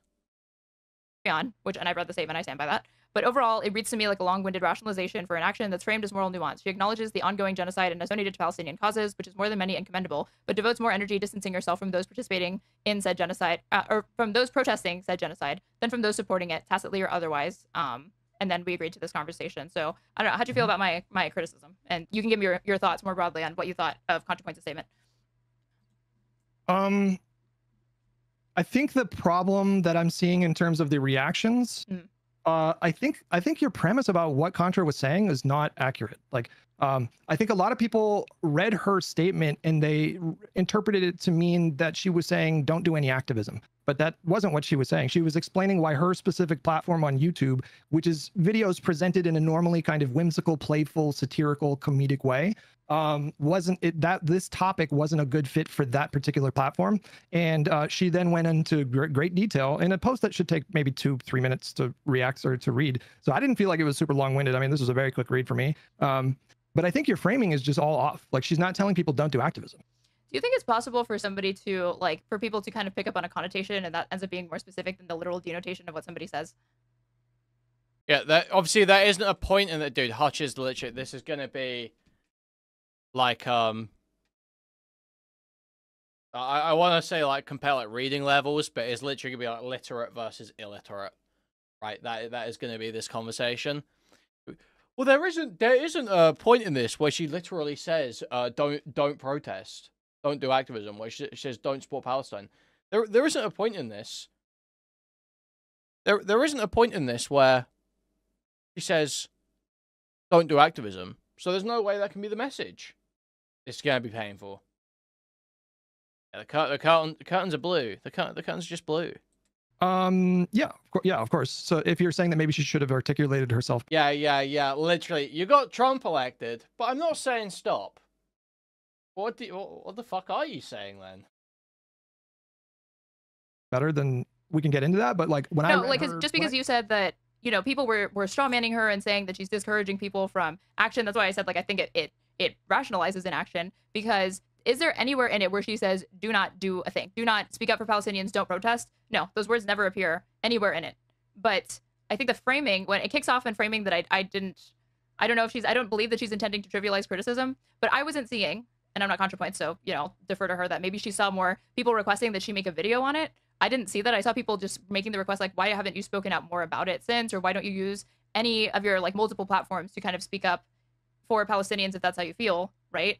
And so she starts off from, like, a criticism that I almost think is, like, a false premise. But then also, like, even if she literally never says, don't do this activism, it's possible for it to have, like, a kind of like a depressing or, like, almost a demotivating thing. Because I have to assume that, you know, Contra acts in a way, like, if ContraPoints feels that she herself needs to be very cautious in the type of protesting that she engages in surrounding this topic, then you're implicitly suggesting to people who agree with you, you should also, and even those who disagree with you, you should be more willing to be, you should be more cautious as well. And I think that's what people mean when they say it. That's certainly what I mean when I say it ends up justifying inaction. So the very opening sentence of her post is, so many leftists feel betrayed because I haven't made a video on Palestine. So she's opening it by very clearly identifying this specific platform. But I saw it on Twitter. Like, I saw people responding to her on Twitter. That's why I'm saying I didn't see people saying, why don't you make a video on it? I saw them saying, why don't you just use your platform to speak more? But she has multiple platforms, because she has Twitter, she has Patreon, she has YouTube, she has like lots of different things at her disposal to reach out to people, right? Okay. Like, I don't know where people, you know, personally, I would enjoy seeing her pour milk on a mannequin of Bibi Netanyahu. That's just me. But I didn't think that, like, that people were expecting, like, a bathtub video or any of that, personally. Well, she's addressing that particular criticism. So, like, the point of this post is not to get into the complexities of Israel-Palestine or unpack the conflict or set up the dynamic in any, like, the point of her post very explicitly, as it's laid out in the very first sentence, is addressing a particular criticism that I suspect she sees in her Reddit posts or on her Twitter, in her Twitter replies. And so she's responding to those specific people. And I think other people, maybe who this didn't even apply to, misinterpreted her post altogether to mean or to suggest that she was telling them to not do any activism. But there's nothing even remotely hinting that in her post. Like, nothing, literally not a single thing. What she was drawing an issue with was a particular kind of activism that mandated anti-Zionism as a part of a necessary component of Palestinian advocacy. So, like, I watched a Vanguard video where yesterday where they were discussing the ContraPoints posts, and they said, for example, you cannot be an advocate for Palestinians if you don't believe in a one-state solution. So she's speaking to this exact kind of insistence or mandate. And I think her observations were just, like, self-evidently correct. So, like, by doing that, by saying that if you want to be a part of our coalition, if you want to be a part of our activist movement, you need to advocate for a, you know, basically to dissolve the current government structure of Israel and replace it with a single state full right of return, which she goes into detail about why that's completely infeasible. So I just don't, I'm just not seeing that same issue. No, she doesn't. No, she doesn't. No, she does not. She does not go into detail about why that's infeasible. She says, it was politically infeasible. What is the pathway that takes us from our present situation to the dissolution of Israel as a Jewish state? I don't see how this could happen without either a total internal collapse of Israeli society or else, you know, nuclear war. No, she said it's literally impossible. She said, no, it's literally impossible. We'd have to just blow them all up before we do that. That's all she says. She doesn't say anything detailed there. Fucking retard. Bald fucking retard. Dang. Dude, Hutch annoys the fuck out of me, man. Wrote, holy fuck. I did not get her at all saying don't do activism. If you say that the current strategies that have been employed now have meant that 0 Palestinian lives have been saved, not one fewer bomb or bullets was, like, deployed, and it also may have slightly contributed to the re-election of Trump, guaranteeing that the U.S. will put no diplomatic pressure on Netanyahu for at least 4 years, making protests against Israel both more riskier and less effective. What she is calling That's right. people to do is reflect on the types of tactics and strategies and protests that they have engaged in since, and saying like maybe it was completely ineffective. So I do think that it's not just a critique that she's saying like, oh, be open to considering this. I thought she was pretty much suggesting that like the things that have been done now, not only was it like not helpful, it may have actually hurt. So how is that not her saying that like maybe you shouldn't protest in this specific way, right? Which people are going to feel that like that's not the way to do it. No, but that's different though. If she's saying if she's saying protesting in this specific way was worse than unproductive, it was counterproductive. She's talking about a specific critique. She's not saying broadly don't do any kind of activism or contribute money to direct aid organizations or charities that benefit Palestinians. She's not saying to engage in activism. She's talking about a very specific critique, right? I guess having a criticism like this and not following it up with like, here's what you ought to do instead, or kind of like, it's like, I would never like tell someone and not show them, you know, like if I had a criticism from somebody and I'd be like, you should not do this, I would also follow it up with, this is how you should do it instead, because this is a way that you can get people on board with your movement. This is a better alternative to what you're currently doing. I personally wouldn't leave them with just like, here's the criticism, do with it what you will. You know, I'm not going to tell you what to do. I'm just going to tell you what not to do. It's always going to lead people to make uncharitable assumptions because it's like, you don't like what I'm doing. You don't provide an alternative. So I'm just going to assume what you've said has been the reaction. So that's one part of it. But then another part of it is like, well, give me your thoughts on that. Like, do you think my assessment of that is like off base, I guess? Let me think about that part a second. I don't have a strong take about one state versus two state, but I hate when people just say it's difficult, like both are going to be difficult. What's really annoying is that people like Hutch will cry that the lefties give no room for nuance. And then it's like the moment anyone has any perspective that's more left-leaning than them, they're like, that's impossible. That's impossible. It's like, bro, you are just as single-minded as any of the retards you complain about. Well, there's like a couple things here. Like, I don't think she needs to necessarily go into detail about like what a particular kind of activism should look like, because I think that's really broad. I think like you can do all kinds of activism that doesn't revolve around demanding a one-state solution. But I think an equally important part of her post was setting up the That's impossible. Do you just want Jews to die? She just want Jews to die then? Oh, she just want every conversation about this. That, and this is just going to be something that makes people upset. I understand it.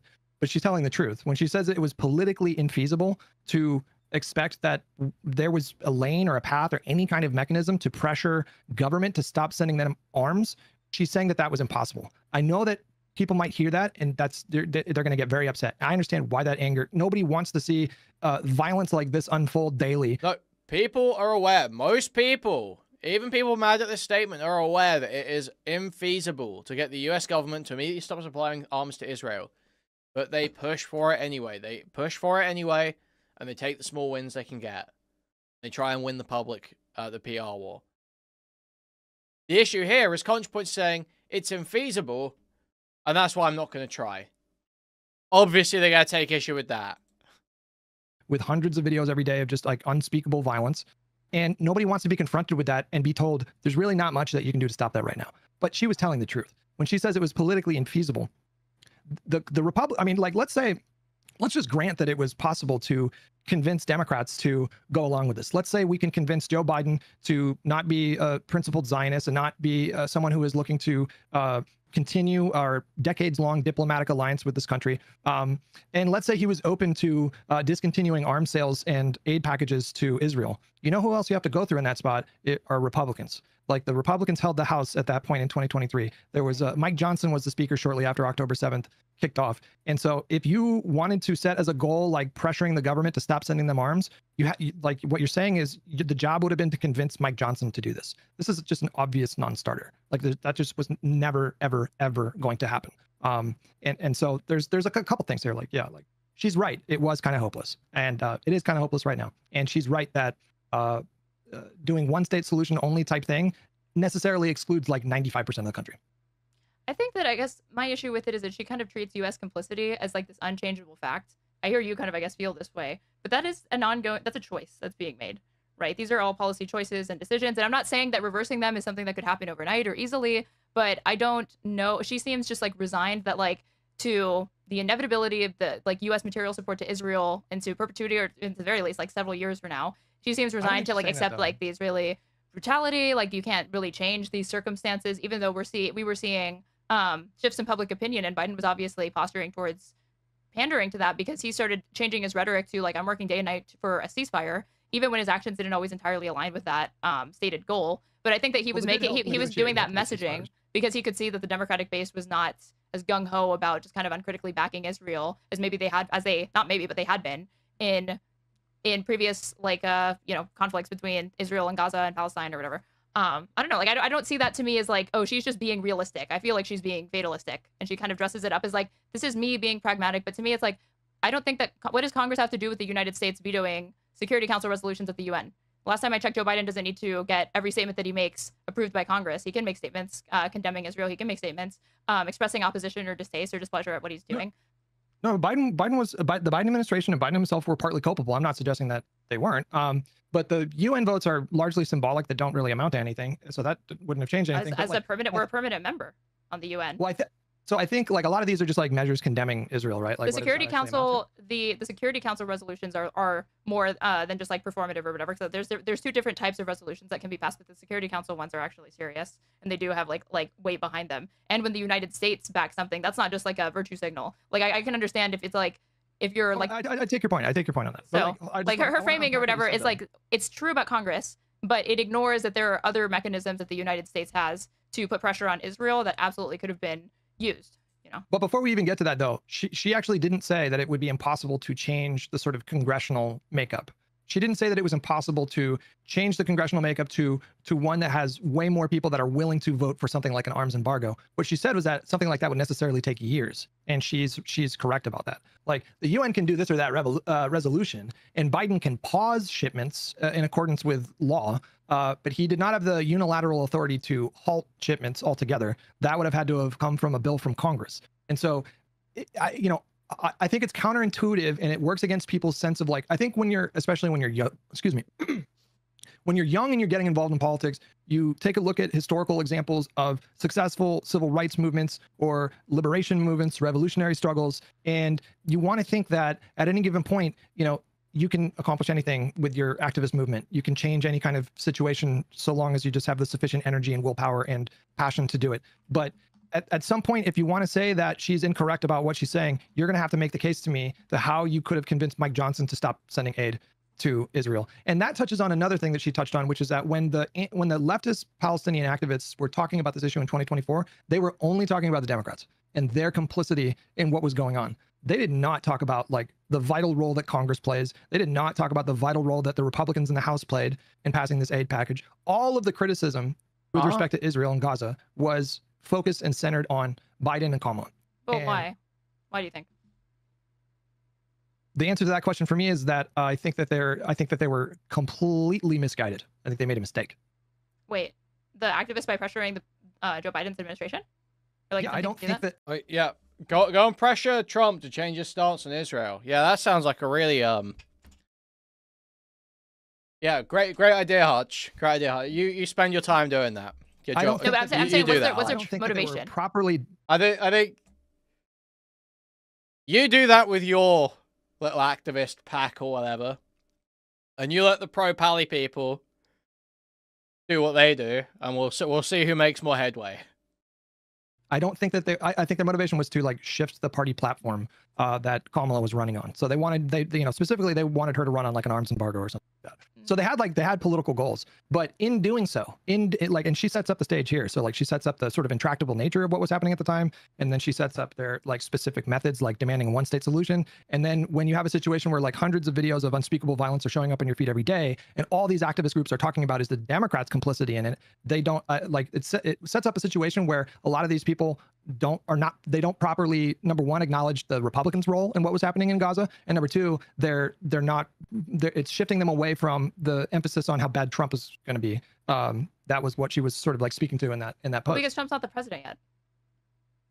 Well, at that point, but he was a candidate for president, right? So like, I know, but if I'm a voter for the Democratic Party, I'm going to spend more time attempting to leverage my vote within that party than I would attempting to leverage it like with a Republican base politician group or whatever, because I can't even say to that person, yeah, I'm part of your coalition, or I'm a constituent of yours, that's why you should listen to me. It's like with the Democrats, these people are Democratic voters, or they could potentially be Democratic voters, and in some cases, again, they supported him or whatever. So, and they're given that it's Biden's administration, that it makes sense to me that is where the effort is currently But the role being of the devoted Congress to. is the role of the Congress in appropriating these funds is just as crucial as Biden's role in like dispersing those funds. Like it's a Wait, co-equal does branch. does he think like Democrats in Congress and shit weren't getting pressured just the same as Biden? Does he think they weren't getting criticized? Like, what does he think is happening? Of government, they like the Congress are the ones that determine what amount of aid gets sent, what amount of like money gets sent. Like they have just as big of a role to play in this situation as Biden did. So like, let me just like say, like, imagine someone who's like 18, 19, 20 years old, and they're just getting interested in politics, and their entire media diet is like, you know, Hassan and Vanguard and a lot of Oh people my that were sort God. of Oh like my Mike God. I Burkier literally or whatever, hate this like guy. people who are like singularly focused on the Democrats' complicity and what's going on in Gaza. And then from that media diet, all this person is exposed to is Democratic complicity, Democratic complicity, Democratic complicity. No, there's no mention of Mike Johnson. There's no mention of how much worse Donald Trump is going to be. Can you imagine that like a lot of people in that spot probably felt apathetic and felt like they didn't have a meaningful choice, even though Donald Trump has been like literally 100 times worse? Yes, but I think that's rational because I don't think that you can just let the administration that's currently in charge off the hook from holding them accountable. Guys, remember, Obama gets every other candidate to drop out and and coalesce around Biden to fuck Bernie. That's democracy. And that's the system working as intended. And that's on the candidate, okay? That's the candidate's fault exclusively. Kamala loses the election. That's the fault of these fucking Twitch streamers, man.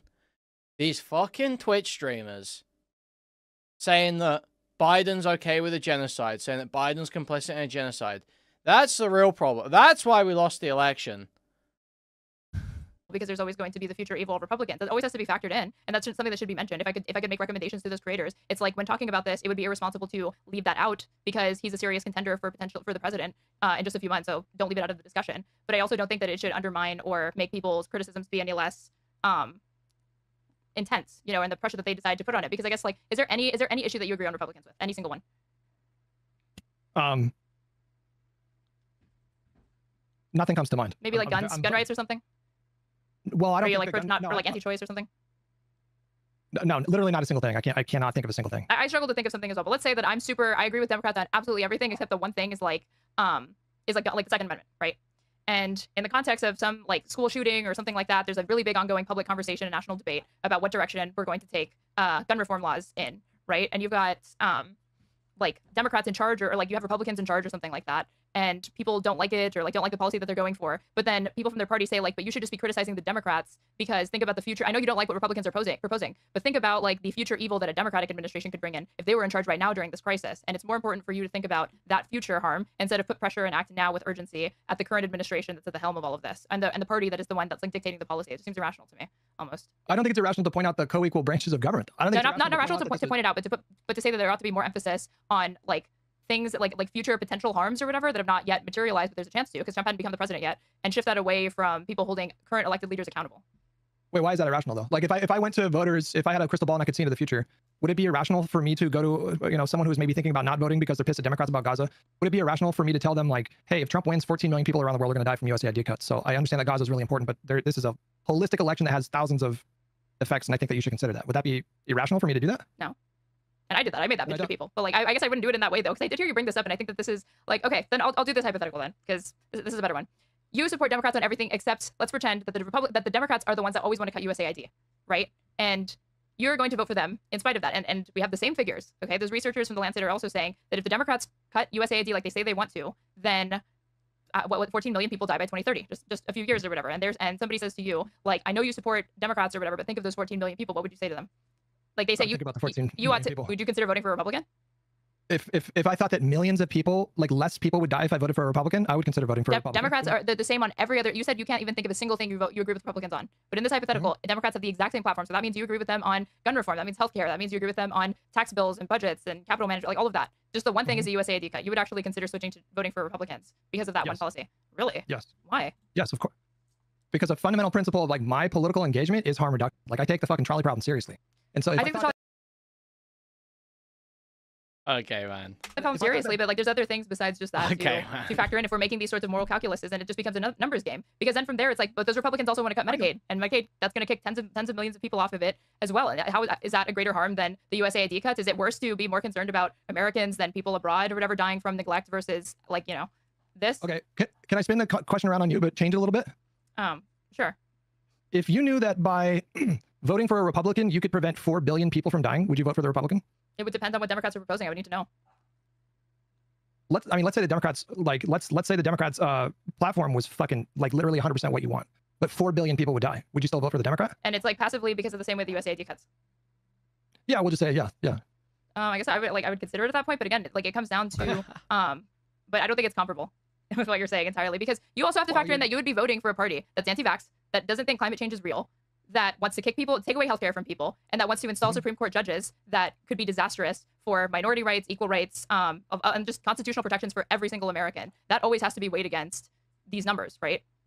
Yeah, I would take a look at like projections for how each individual policy is expected to, have an impact in terms of like lives lost or, any number of other variables. But if you give me an option to like save 14 million people by voting for, Hutch literally with the most like, what would you even call? I don't even know what you what you call this. Like year one debate, bro. Like outlook on everything. Everything is actually just all of my moral decisions are based on a pure utilitarian numbers like.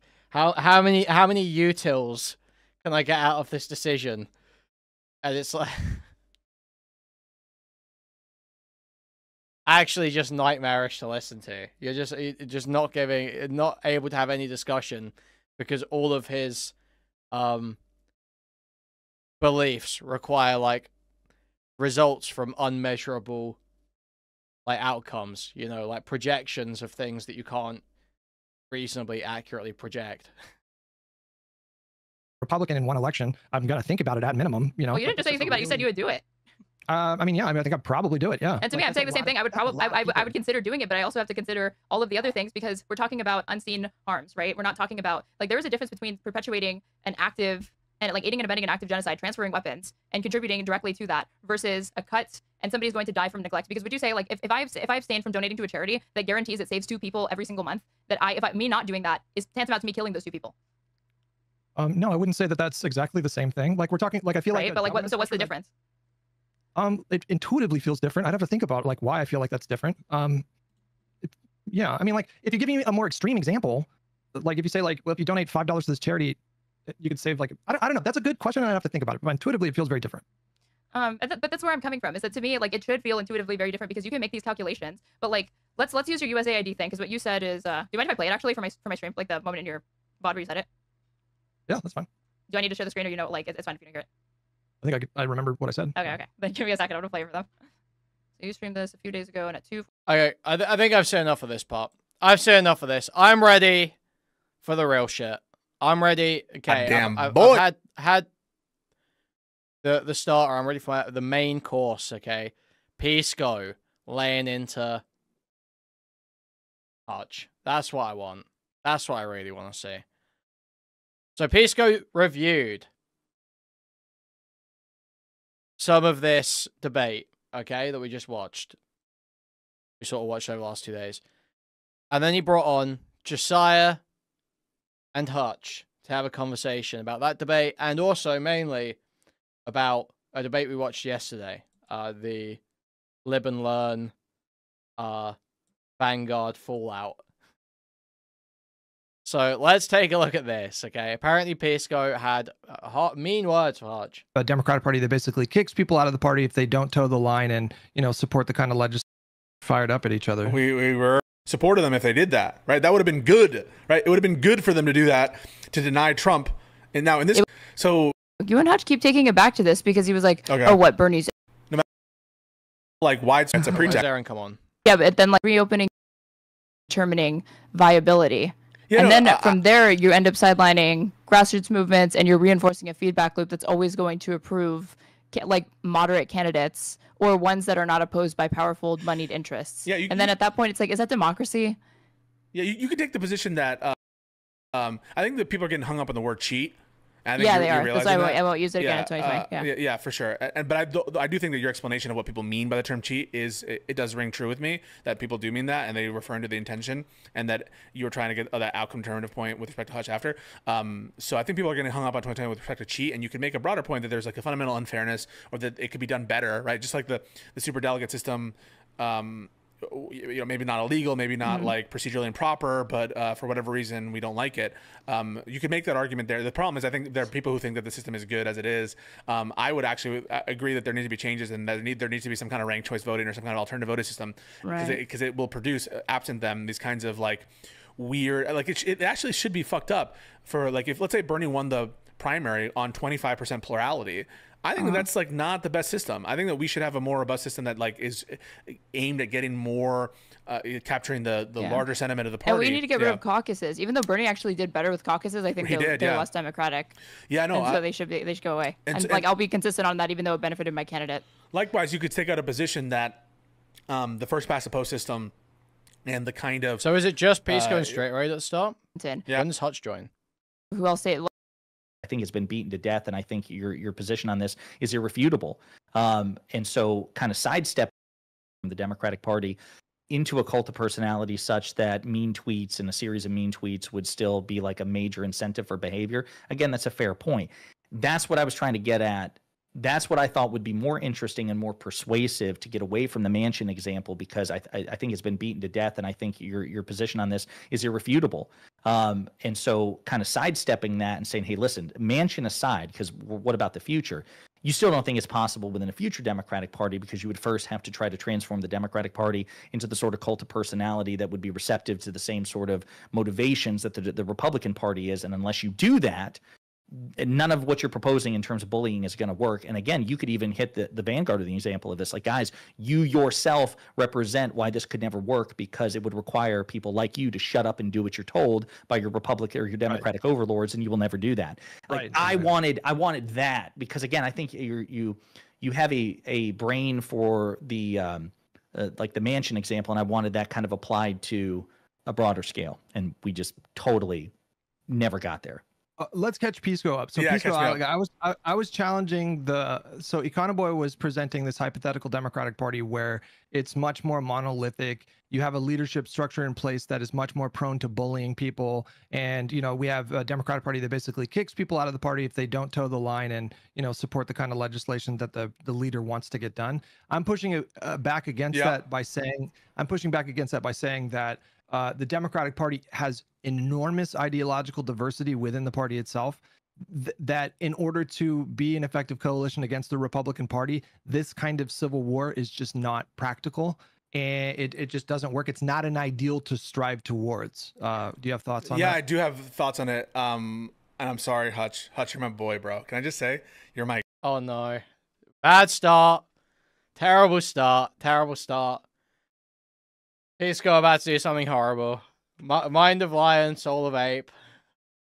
And it just doesn't work. It's not an ideal to strive towards. Do you have thoughts on that? Yeah, I do have thoughts on it. And I'm sorry, Hutch. Hutch, you're my boy, bro. Can I just say, you're my goddamn boy. But if I had to say where the Democrat is erring too much, it's in standing for nothing. And not having a coherent through line. And so I think that we can definitely, now it doesn't mean that we shouldn't also be broad tent and have some room for policy disagreements, no doubt.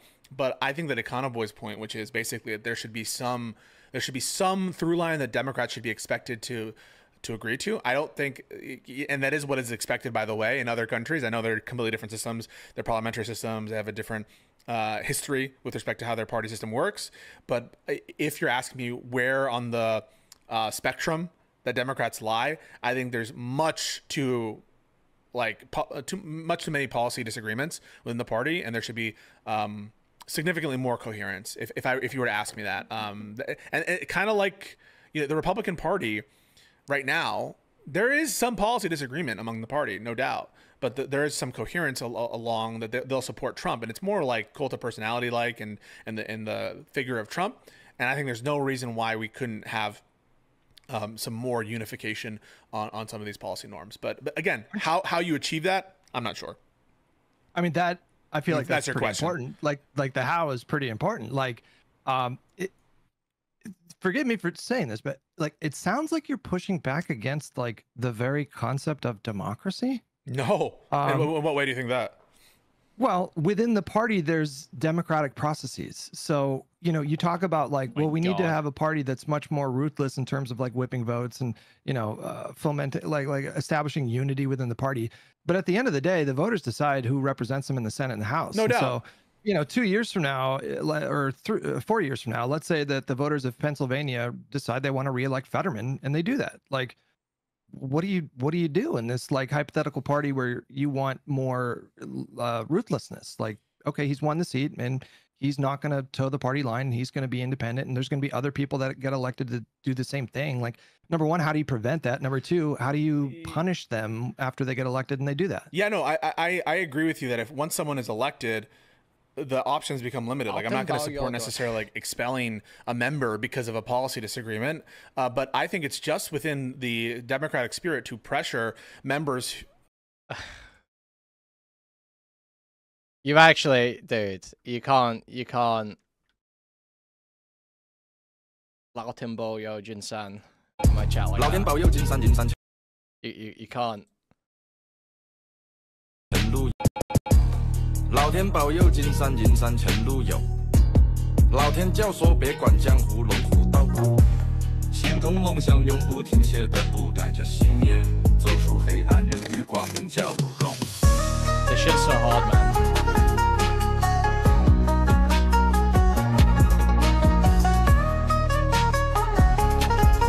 老天保佑我在风雨中撑伞。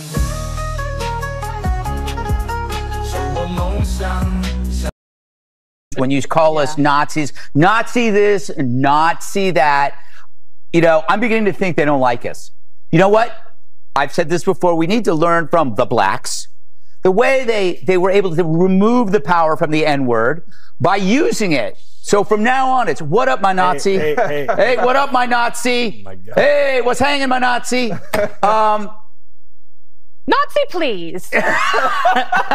Thank God you did a hard eye there. God. What does it tell you, though?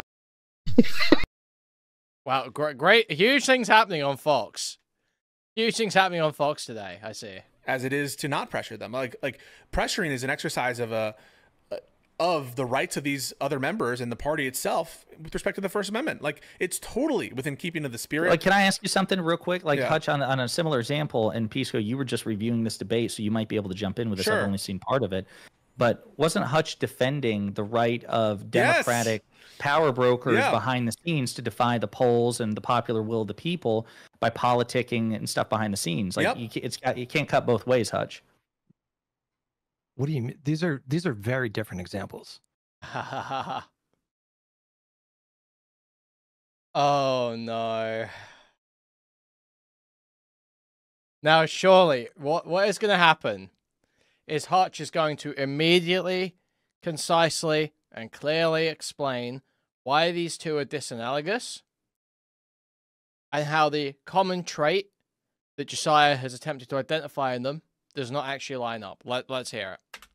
Talk about it. Talk about it. Like we're talking about Democratic. You might be right. Tease out. We're talking about Democratic leadership, people that people like Obama or whoever, and apparently the book that she referenced did not say that Obama was the one that convinced Pete to drop out. Apparently, he had already made that decision, and Klobuchar didn't even take the call. But even if we just accept that happened. Okay. Them trying to influence the outcome of an election because they have a different ideological preference and they have the power to actually influence it because they have the backing of so many voters. That's different from like going to war with someone like Joe Manchin. Like,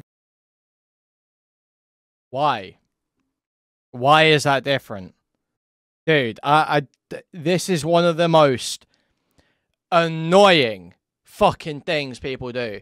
And I struggle to believe it's just being retarded when you've been around for this. You know that if you're going to say two things are different, you have to explain how they are disanalogous. You must know that. You cannot just sit there. All he did there was say, well, Aaron was kind of wrong about that. And then said they're different again. You must know that that's not satisfactory. You must know. At this point, you've been in and watched enough debates You've heard these conversations. Like one of these Why? things, I mean, it's effective. Like they were effective at actually like getting what they needed to get Right. done. So There the was, like, difference a is, clear goal yeah, no, and- I hear you. So the difference is one would be effective, one wouldn't, but it's not an indictment of democracy that it happened, right? Presumably you would say if Yeah, exactly. If you're gonna say one would work and one wouldn't, you're not saying it's anti-democratic. You're saying it's a bad move. But that it's not like a principle that it's like infringing upon your idea of democracy. That's not your issue with it, obviously. and I'll ask you this question, Hutch. If pressuring Manchin in the doomed way, I agree, it would have been doomed. I agree with you. But if it would not have been doomed, if the Vanguard were correct, that the elites pressuring Manchin would have achieved a policy aim or a policy goal, would you support it? Yes or no for that pressure? Yes. Yeah, Okay. Yes. So Absolutely. it's not a sort of inherently anti-democratic thing to do. You're just arguing about the effectiveness, and I think that is on all fours. Well, no, on an individual case-by-case situation, we have to evaluate these things. So, like, Okay. if there's a chance that some kind of pressure will result in them, you know, bending the knee and actually passing this kind of legislation, like, that's one thing. But that's different from saying we should adopt a policy, or we should adopt a philosophy as a party of ruthlessly trying to expel any representative or senator that doesn't deliver on the president's agenda. Like, these are two very different concepts, right? I think that they're different concepts. I think that I'm not in favor of maximal adherence to the president as leader and Congress, right? Part of the problem of Congress, and I think that to the extent that this is your argument, I would agree with it.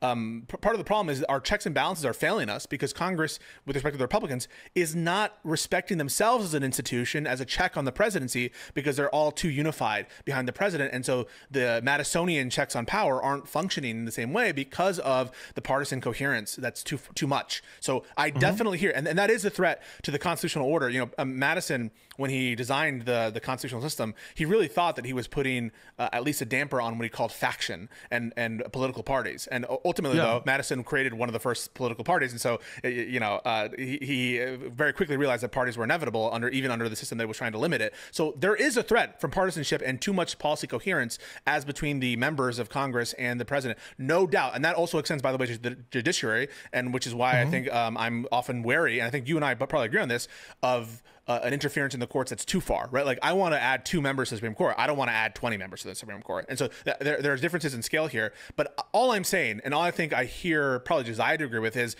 wherever that is on the scale, wherever there's too much policy coherence on the Republicans, the Democrats are on the other side of the spectrum, and they're not balanced. There's just too much lack of coherence, too much lack of agreement, and too little standards for what it means to be a Democrat. That the fact that Fetterman is part of our coalition and is able to say what he's saying, like we're not even having policy coherence against the administration in terms of the Gestapo ICE situation, that to me is an indictment on where we are as a party. And so I'm not arguing for maximal coherence and maximal deference to the president, because I agree with you that there is a threat there. There's a fundamental threat to the separation of powers and the structure of our government under that. So to the extent that that's your point, I agree with it. I just think that we're way before that point, so we don't have to worry about it yet. I think I can clarify by maybe, and tell me if I'm repeating myself, but like, I'm not pushing back. I think I am going to repeat myself a little bit here. Like, I'm not pushing back against the idea of using leverage against particular elected politicians.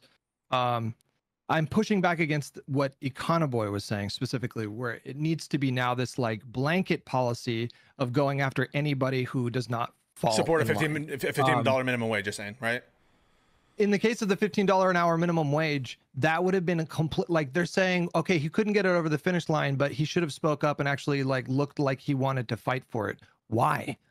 Like, what is the upside of doing that? There's no upside. Like, he thinks that the philosophy is like, that's going to get the people really like aroused, to borrow Chuck Schumer's language, and they're going to get really pumped up about the $15 an hour minimum wage. And then that's an issue that's going to maintain its salience for the next like 4 years. And they're never going to forget what Joe Manchin did. That's not how Americans work.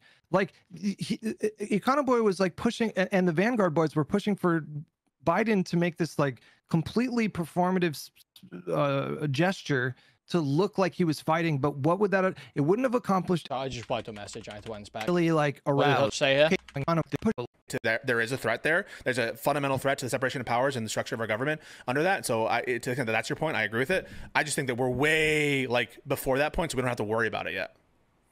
I think I can clarify by maybe, and tell me if I'm repeating myself, but like, I'm not pushing back. I think I am going to repeat myself a little bit here. Like, I'm not pushing back against the idea of using leverage against particular elected politicians. I'm pushing back against what Econoboy was saying specifically, where it needs to be now this like blanket policy of going after anybody who does not fall. Support a in $15 minimum wage, you're saying, right? In the case of the $15 an hour minimum wage, that would have been a complete, like they're saying, okay, he couldn't get it over the finish line, but he should have spoke up and actually like looked like he wanted to fight for it. Why? Like, what is the upside of doing that? There's no upside. Like, he thinks that the philosophy is like, that's going to get the people really like aroused, to borrow Chuck Schumer's language, and they're going to get really pumped up about the $15 an hour minimum wage. And then that's an issue that's going to maintain its salience for the next like 4 years. And they're never going to forget what Joe Manchin did. That's not how Americans work. Like, Econoboy was like pushing, and the Vanguard boys were pushing for Biden to make this like completely performative gesture to look like he was fighting. But what would that, it wouldn't have accomplished anything except for alienating. I feel like they keep getting back onto this same Joe Manchin example. Is that intentional? Are Pisco and Josiah intentionally focusing around this, or is it just Hutch keeps bringing it back to this? I feel like they've conceded, yes, that was a losing fight. I've heard Pisco seed that numerous times. No Manchin. Okay, put aside that, right? So okay, yeah, that's what I was thinking. Okay, God bless. Holy fuck, thank you, Pisco. Holy fuck. So put aside the Manchin conflict. Let's talk about the actual broader principle point, which it has to do with policy coherence and to what extent that we should be pressuring people to get behind a uniform agenda. You agree there should be some pressure, right, to members? There should be some pressure, or do you think no pressure and just focus on winning your race no matter what at all costs? To what end, right? To what end? Presumably to the end of passing legislation. If there's a path, like if there's an actual path for that pressure to manifest some good outcome, then yeah, do the pressure. If there's no path and it accomplishes nothing, there's no point in it. Like the whole premise is completely nuts. This idea that like symbolically fighting for $15 an hour minimum wage would have materially amounted to anything. Like there was literally zero upside, except they would have felt like, oh, okay, you know, like even though we didn't get the policy, my president sure does care about this policy, and it would have made, but I'd reject that altogether anyways. Even if he had fought knowing that he wasn't going to be able to flip Manchin, the Vanguard guys would have been saying the same thing. You guys know this. They would have been using their podcast every day to be like, he was ineffective, fuck him, he couldn't get it done. It wouldn't have mattered. Like nothing. Listen, I totally agree with you that I don't know if the Vanguard boys would have done. I like to think that they're more good faith in this, but certainly like Brianna Joy Gray and a bunch of others that I have no reason to give them the benefit of the doubt, they would have bitched no matter what. What about the student debt thing?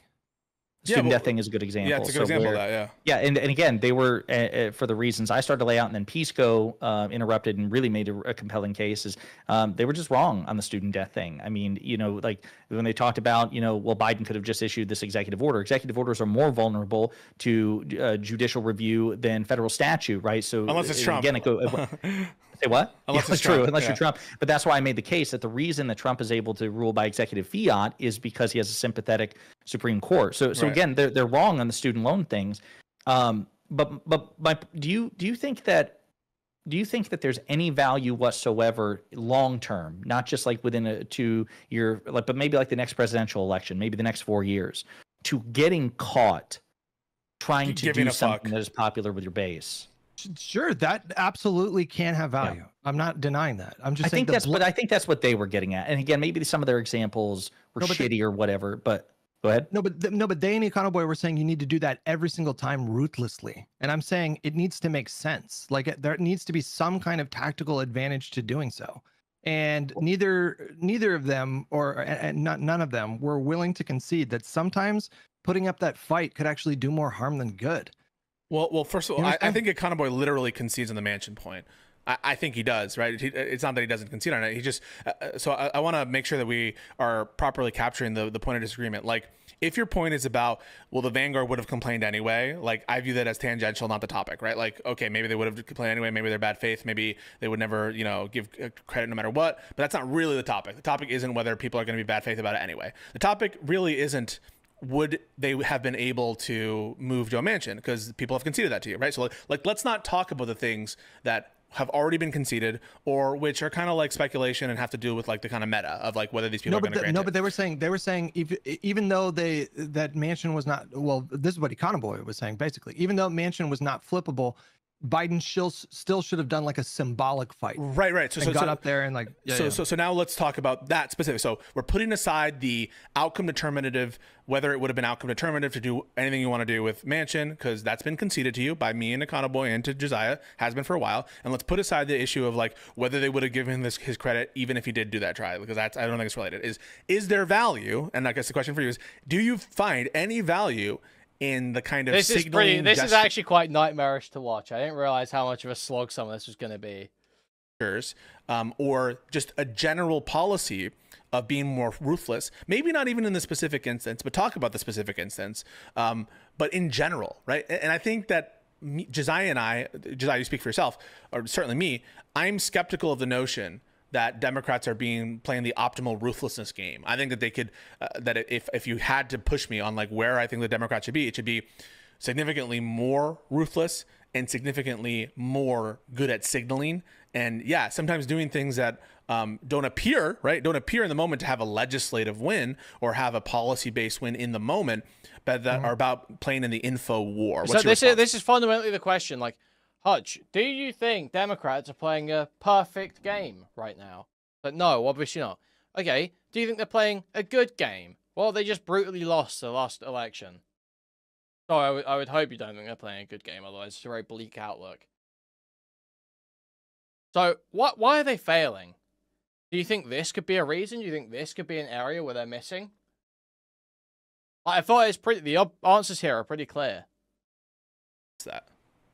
I can give you a specific example of when I think it would be like a good idea. Like, so let's say you have this intransigent, like representative serving in the House and or in the Senate, either one, and they're voting to block the president's agenda, and a primary is coming up, and it's 6 months away, and there's their primary challenger, and they actually look like they're quite competitive. Well, I say they lost with this representative. In terms of the actual popular vote count and shit in the election, they didn't lose that crazy, but they did lose all branches, right?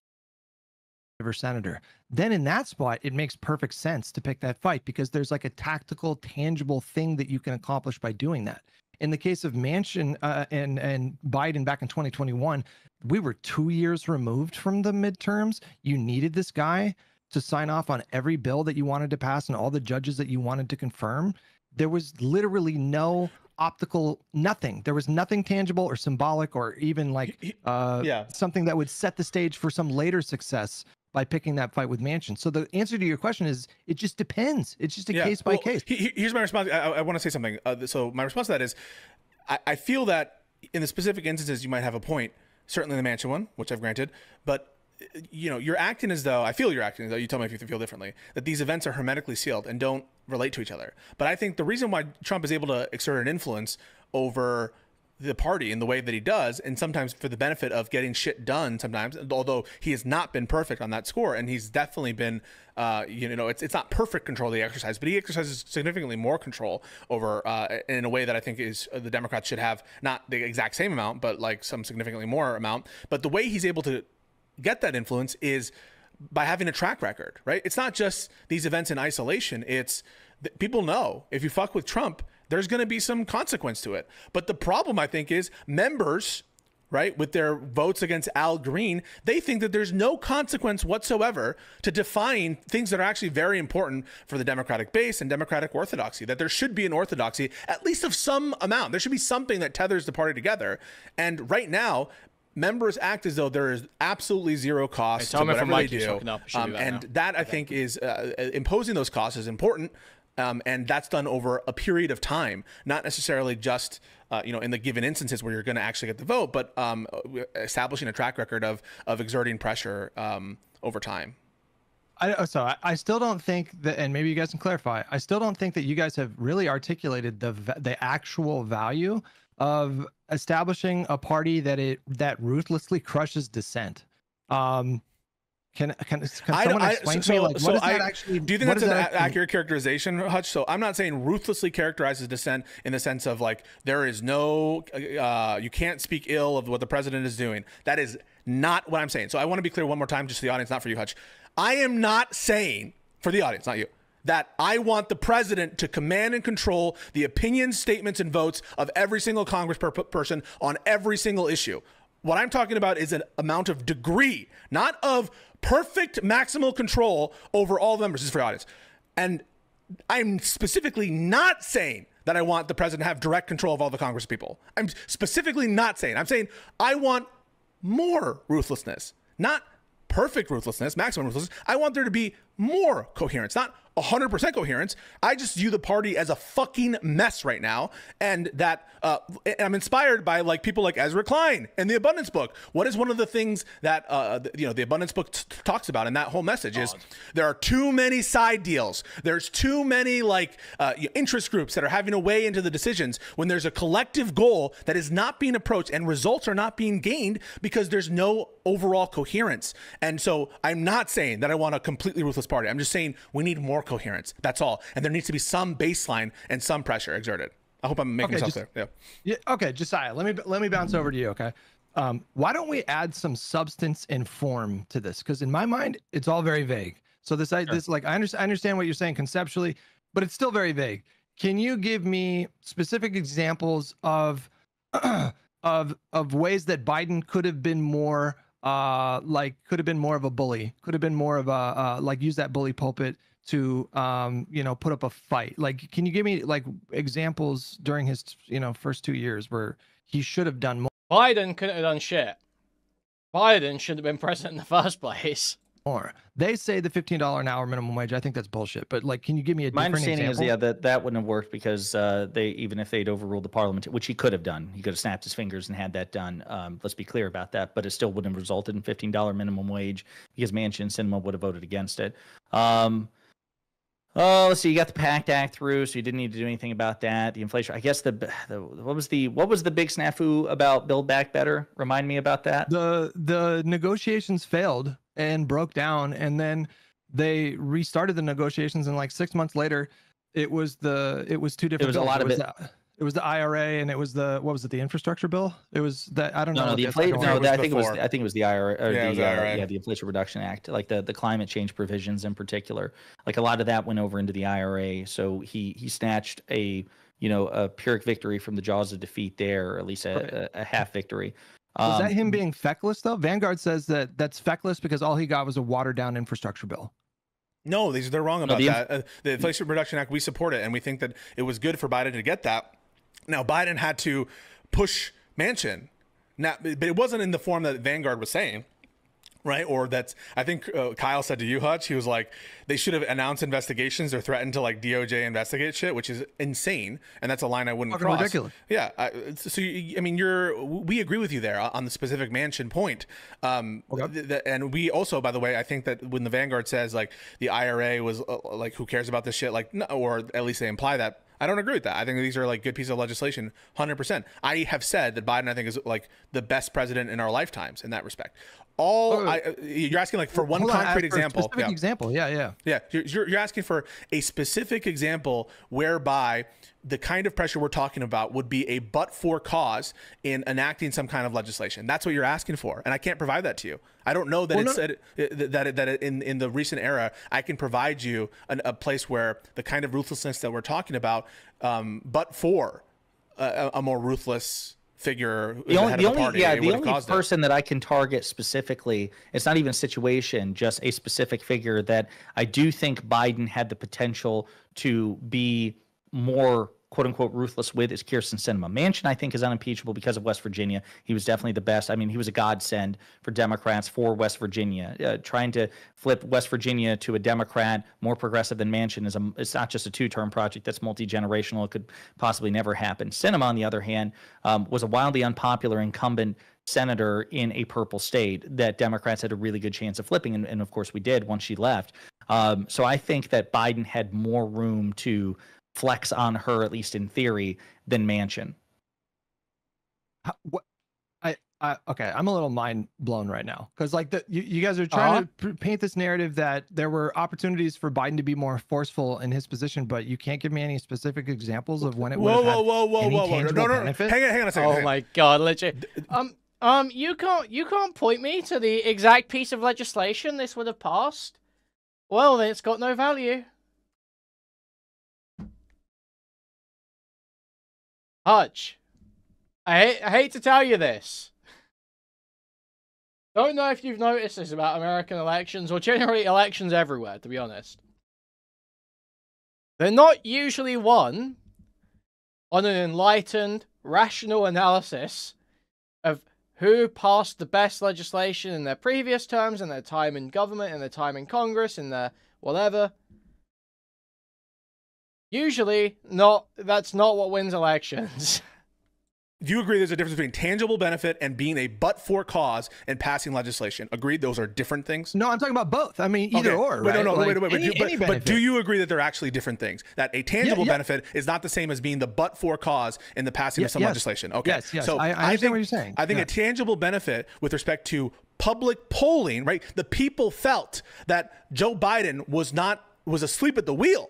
The people felt that Joe Biden wasn't doing his job. And so in terms of tangible benefits, I think being more ruthlessly publicly actually would have had the tangible benefit of making people think that he was giving a fuck instead of being asleep at the wheel. And I think that having better... Yeah, exactly. But Biden couldn't do this.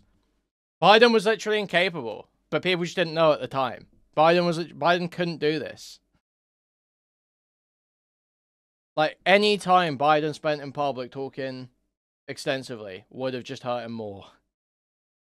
Approval ratings for President Biden would have been beneficial to the Democratic Party, both in the midterms, which were close in 2022, and in 2024. Ultimately, we had to drop out with Kamala Harris. I think it was a close election anyway. So I do think that having these kinds of signals, public policy snafus, messaging and stuff is helpful. A tangible benefit of that would be effects on polling, effects on public, how they view the presidency. And for you to say something like it would not have an effect, that how you signal wouldn't have an effect, I think that's the crazy position. And I do think that's a tangible benefit. First of all, you'd have to demonstrate that Biden's poll numbers slipped because the public thought he was ineffective. That's not true. The public polls didn't slip because of that. It had to do with initially the Delta variant and the Afghanistan withdrawal. The people's problems with Biden was not his legislative track record. Literally every bill that he passed was popular. So that's the first of all. The second of all, you would have to demonstrate that him being meaner about like things not getting passed so as to signal to his voters that he's a fighter. You'd have to signal that would have had a benefit for his polls, which I totally reject. Like, let's say he's mean to Cinema or Manchin, like, I'm really crossed. You guys didn't do my $15 an hour minimum wage. How do you know that the public is not going to see that as like, well, I feel like that's going to make the problem even worse. Yeah, don't you dare fucking tell Pisco what he has to demonstrate. Pisco will be demanding the demonstrations here today, Hutch, okay? How about you learn your fucking place?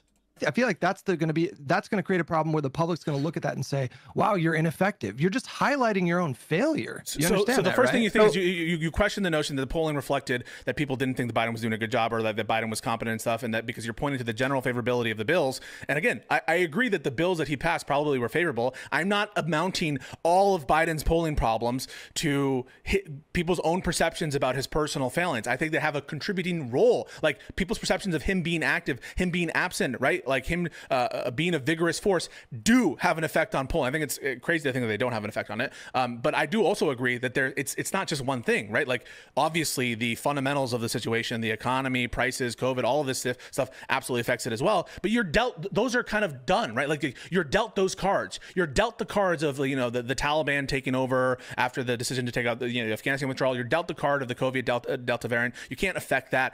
You can't affect the fact that inflation largely global phenomenon is happening. So I definitely agree that like he's not fully responsible in that sense for all the negative effects on the polling. And I sympathize a lot with the struggle. All I am saying, I think this is a modest proposal, is that looking like you give a fuck, being more active, being more in front of the cameras, being able to go in front, and again, it's not just the age thing. So I think it is related to that, but it is also taking a stand, going to the street, talking to people, and maybe it doesn't. I wouldn't characterize it as specifically going and being a dick to all the members of Congress and looking like you're incompetent, like Trump does, in terms of starting fights with everybody. So I wouldn't be so, I wouldn't take it in its most acrimonious or its most pugnacious incarnation of what we're talking about, but generally being someone who's going to look like they're giving a shit. I think that is a modest proposal to say that perhaps people would be more sympathetic to Biden in the position that he was in if it looked like he was taking a stand in other ways. And that doesn't have to translate, by the way, in going to fucking West Virginia and talking shit about Manchin and saying that he fucking, sucks donkey dick. And it doesn't need to translate into literally ordering the DOJ to investigate Manchin's like daughter or whatever. But there's stuff on the table, right? Biden left shit on the table. I don't think that that's crazy to say. Yeah, so listen. I've got to pop out because I've got to record another video because I'm way behind. I'll just say this. Like, look, I think, like when you were speaking, Hutch, like the impression I got was that Biden's approach, his disposition, his presentation as being seen as a forceful and vigorous leader, it's kind of irrelevant because his bills were popular and his legislative record was amazing. But if that were the case, then he wouldn't have been doomed to failure. Like he would have been favored in the election. Like it's not about policy, and I still don't think it's about policy because people didn't associate Biden with the policy. It's never about policy. It's just never about policy, almost ever. In the first place. I think that so much of this is about shaping perception. And I think that part of the reason we're seeing polling about Democrats being fed up with other Democrats and wanting a change of leadership, a change of pace, I think that is... No, that's not true. Alan Lichtman got it wrong before. Alan Lichtman fucking fudged his record completely. Keys are fucking bullshit. The keys are total bullshit. That is part and parcel of their view of Biden himself. I think if you were to do a word cloud associated with these polls that we all see, that you've even talked about, where the base wants a more vigorous leadership, they're thinking of Biden, not just Chuck Schumer, not just Hakeem Jeffries. Yep. They're thinking of Biden, and I think it's because Biden came off weak. And I don't think appealing to his policy accomplishments changes that. We agree that in terms of his executive and legislative record, it was truly impressive and vastly more impressive than Trump. And yet, when the poll showed who is a stronger leader, who's a more forceful leader, Trump dominated Biden in those respects. And I just, my conception is I think I take your point. I can't come up with a but-for example. The best I can do is just say that with somebody like Kyrsten Sinema, who was more vulnerable to a Democratic primary and who was unpopular, it's not like she was Yeah, so he changed his prediction model, didn't he, to say it was about like the popular vote or whatever, and then he said that like,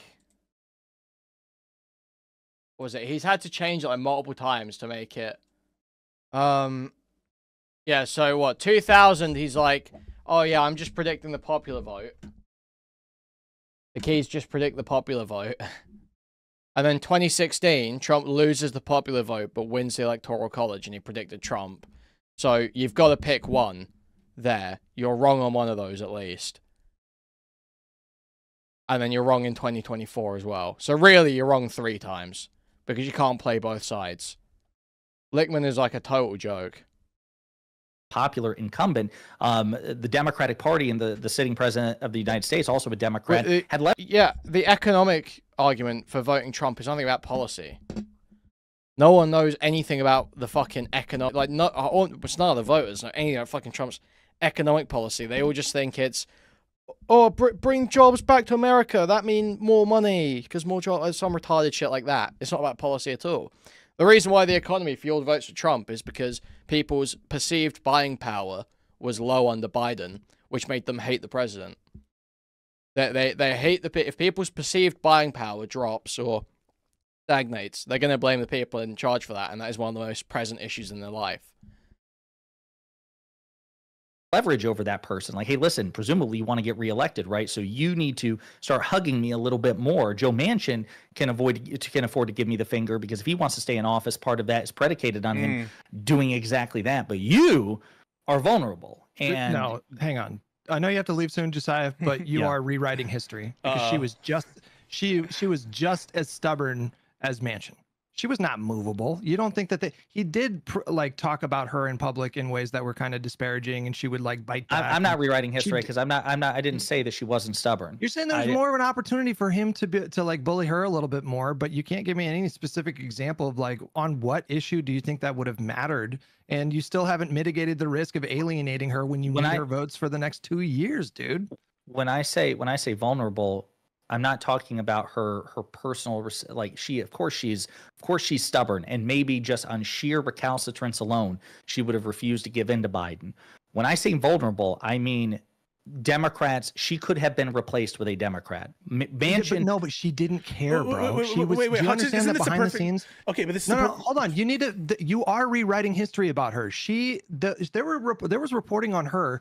She thought she was going to be a presidential candidate by occupying the same lane as John McCain.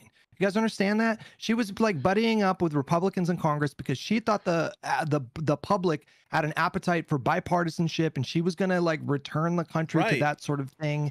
And so she had all this incentive to like stand in Biden's way on a number of issues. You're completely rewriting history to say that there was an opportunity to like be meaner to her. Okay, but Hutch, look at the outcome there, right? Like the fact that we pressured, because she was pressured, to Josiah's point.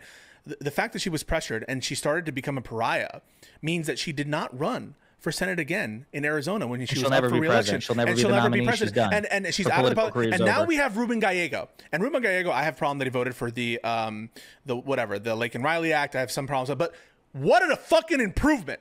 What a fucking improvement that we have Ruben Gallego. So in that case, right, the fact that she was ostracized from the party in a purple district where a Democrat is, again, the Manchin example, that's a very great example in your favor. We concede the Manchin example. But there is a tangible victory in, we ran her name through the mud because of actual things she's doing. Sinema stopped showing up to her fucking job. Sinema like voted down Biden's NLRB nominations near the end of the tenure. Now, it wouldn't have mattered because ultimately Trump, in my opinion, illegally unlawfully fired them anyway. Yeah. But the tangible win there is Kristen Sinema was pressured, and now she's out of the fucking party, and we have a better replacement in Ruben Gallego. And again, I want to emphasize her political career is over. She gained nothing from this. She's done.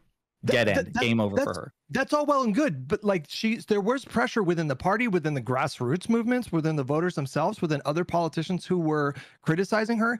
But do you not understand the value, the utility of Biden not being the one to like publicly crucify her when he needed her votes and support on the other bills? Like, I'm not saying nobody should pick a fight with Kyrsten Sinema. I'm saying that Biden was in a really tricky position having a 50-50 Senate, and he couldn't afford to go to war with someone like her.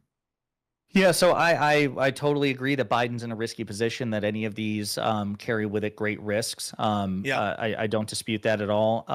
I don't know if it would have been more efficacious for Biden to have put more pressure on her publicly. I'm not ruling that out the way that you are. And the one thing that I just strongly disagree is you seem to think that she was invincible the way Manchin is, and you're just wrong on that. You're wrong. To me, it's like, she was fucked. She was fucked. I didn't say she was invincible. I'm asking you to give me a specific example of when pressuring her would have amounted to anything. It's a long-term thing, right? So in the long term, right? Now that Sinema has been pressured and people see, right, like, oh, Sinema did this tactic now, and the party rejected that, and her polling numbers showed that. Same with Fetterman. Fetterman is going to lose in the Democratic primary.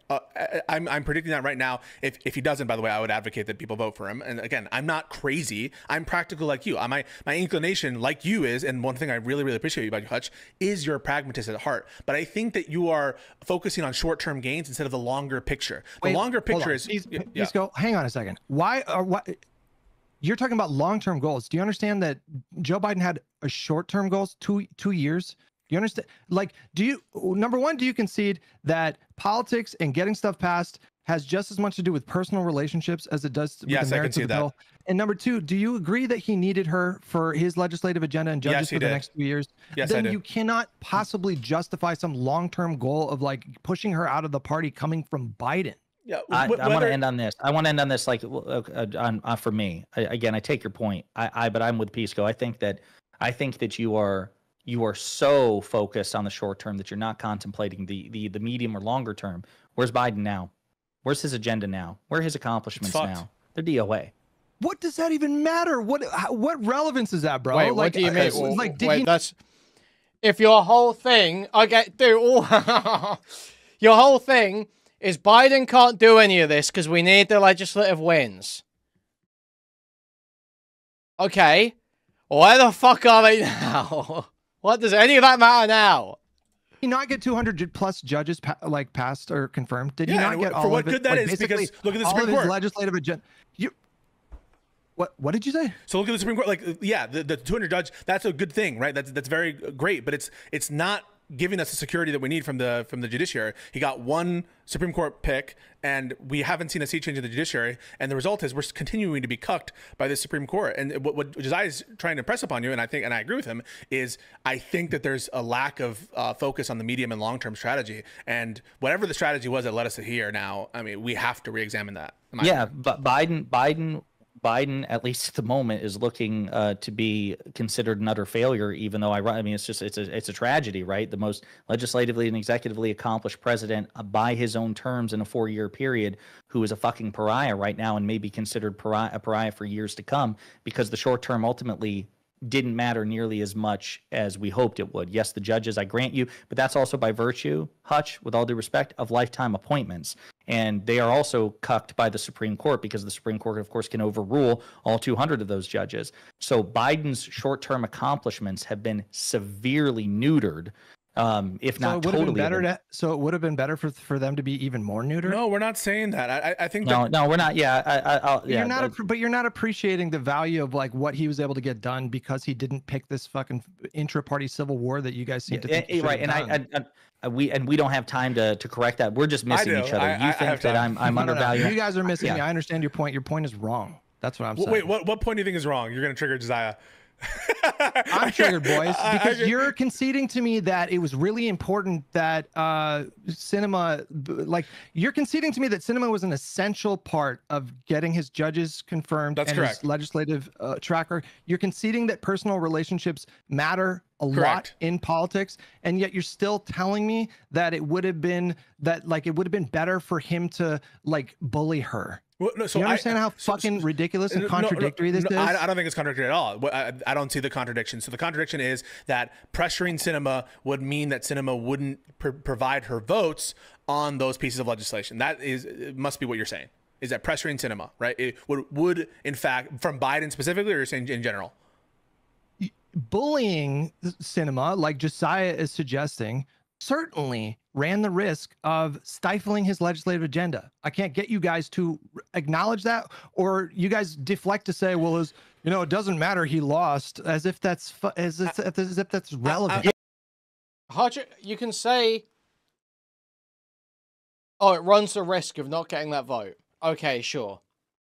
Well, not being seen, active, fighting for policies, fighting for wins, not being seen actually, out there doing something, like Biden was, who was never seen doing fucking anything, also runs the risk of you losing the next election catastrophically.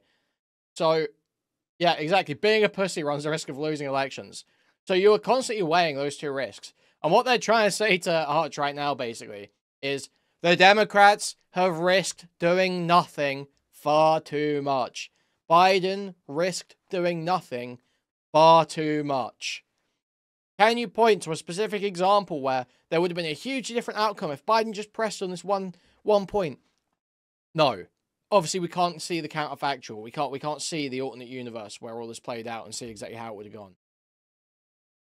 But surely you can engage with the broader trend, the broader comparison, that on the Republican side, Trump is very willing to be seen being active and being abrasive and being pushy with his own party to get what he wants done. And there is not that same attitude from the Democrats. And it seems like that's what voters want. Voters need to see you doing something, need to see you fighting as a candidate, or as a president, or as a congressman, or whatever. And he just doesn't seem to be willing to engage with that at all. Yeah, unfortunately, I've got to throw in the towel because I've said that it was absolutely risky and it could have backfired. We're missing each other. You're not hearing me, and I guess I'm not hearing you. So yeah, so we love each other, again, though. I'll say 100% risky. Could have absolutely backfired. Are you listening to me? Yeah, then you agree with me, by the way. Dude, oh my god, Hutch is such a bitch, dude. Then you agree with me, by the way. Oh my god. We're missing each other. You're not hearing me, and I guess I'm not hearing you. So yeah, so we love each other, again, though. I'll say 100% risky. Could have absolutely backfired. Are you listening to me? Yeah, then you agree with me, by the way. Sure, I agree with you. I concede to Hutch. Okay, great. Yeah, you're right. Hey, everybody love everybody. Hey, guys, this is 100%. Yeah. All right. Yeah. Let's cool No, it. But we're- I I love don't you love you guys. guys right now. I'm gonna be honest with you. You don't love us? Oh no. Dude, I hope this Hutch crash out arc goes on for 100 fucking years. 100 years Hutch crash out arc, 1,000 years Hutch crash out arc. Dude, I love that he's just like, every time I see him talking to these people at the moment, he like is on his back foot, super upset and defensive in his feelings. So awesome, man. Agree with me, by the way. Sure. Fired. Are you listening to me? Yeah, then you agree with me, by the way. Sure, I agree with you. I concede to Hutch. Okay, great. Yeah, you're right. Hey, everybody love everybody. Hey, guys, this is 100%. Yeah. All right. Yeah. No, 100%. Cool it. But I I love don't you love you guys. guys right now. I'm gonna be honest with you. You don't love us? Why not? No, I don't. On a Because you trigger me, and I want to fight you. No, I'm kidding. I love you guys. I'm just on a playing, disagreement. Yeah, no, I'm playing. Okay. I do love you. Oh, guys. okay. Yeah. All right. I'm gonna stay. I got Hutch, don't teased. go. I want to Okay, do let's something. get into it. Okay. I love right, you. see you guys. Be good. Record your video. Okay. All right. This is what I'm saying. I agree with you that taking the maximal approach to someone like Kirsten Sinema or to Joe Manchin could imperil legislation. I am not advocating, I want you to understand, I'm not advocating for the maximal approach of pressure. The maximal approach to pressure looks something like what the Vanguard is suggesting, right? Where you go to West Virginia, you call him a pig fucker, and then you sick your DOJ and use your official powers in that respect. Mm-hmm. It's not what Biden's like to do. And guess what? Thankfully, I'm not advocating for it. But I think the example of Sinema is one that you have to contend with because, look, she was heavily pressured. She was critiqued directly by Biden. Not in the... And again, this is not to say that I think Biden did everything perfectly, but in the specific example of Kirsten Sinema, she was criticized and she was given that pressure. And the end result of it was she picked the wrong tact. And now she's out of power. She has no political future. And we have Ruben Gallego, who's a much better replacement. And so clearly in that situation, with the pressure that was expounded on Kirsten Sinema, and again, I think that this kind of pressure and this kind of signaling is broader than just the specific legislator. So I want to again stress upon that I'm not simply talking about pressure on specific legislators for the purpose of getting their votes on specific things. I think it's broader than that. It has to do with public perception as well. But I will say in that specific example, there was a pressure campaign. It didn't result in Kirsten Sinema simply saying no to everything. The pressure campaign, you're right, was more of like grassroots than it was specifically from Biden, the president. But the end result is Sinema's out. We have Gallego, and it's a better situation. And we've established a precedent that we don't want feckless Democrats, and it's going to happen to Fetterman too. Yeah, that's a really good example of, I think, where like picking that fight has value. But who was picking that fight is just as much of an important question as whether or not the fight should be picked. So, like, I don't disagree with you at all in the sense that Biden looked weak, both physically weak and just like rhetorically weak, because he wasn't out there, to use their phrase that I think it's used way too much in ways that don't make any sense. But like, he didn't really like use the bully pulpit as much as he could have. But I don't think the value of him using the bully pulpit was to like specifically target senators or representatives. I think it would have been to just like, as you're speaking to, sort of like cultivate a coherent kind of like platform, message, philosophy from the Democratic Party. Like signal to voters, even if we're not getting legislation done, like what are the values of this party? And I think a lot of people got confused about what the Democratic Party stands for. What I'm pushing back specifically is this idea that it would have worked in the case of like Kirsten Sinema. What I'm pushing back against is this idea. Dude, oh my God. But they keep conceding the specific examples. Dude, how does it keep going back here? It's so fucking annoying. That, you know, it's always a good idea to pick a fight. I don't think that's true in politics. Sometimes I think it's makes way more sense to like hash these things out behind the scenes and not pick these like really public fights. So the fact that people went after Kirsten Sinema and like she ended up getting replaced ultimately, that's a good thing. That's like a good example of a pressure campaign that actually worked and yielded tangible benefits. There was no tangible benefit, as Josiah was suggesting, for Biden to be like vaguely meaner to Kirsten Sinema. There's like none whatsoever. That pressure needed to come from outside of the White House, needed to come from voters themselves, other politicians, et cetera, because she was like fucking Doomsday in Batman v Superman. Or yeah, is that his name? She was like, every time people like attacked her, she would dig her heels in even more. Like she was a bit of a contrarian. Okay. She's a really kind of weird lady who used to be like a Green Party fucking Jill Stein supporter 2 decades ago. And then all of a sudden she wanted to reinvent her image, reinvent her brand in the image of John McCain. She wanted to emulate him, and she thought that that would literally propel her to the White House. So that pressure from Biden just would have been useless to spend on her. It wouldn't have, like, nothing would have gotten accomplished from that. That, like, I'm picking apart specific examples. Okay, like your general sort of message, I don't disagree with, but like I need more specifics of like, what do you think Joe Biden specifically could have done? Let me give you a proposal. Okay.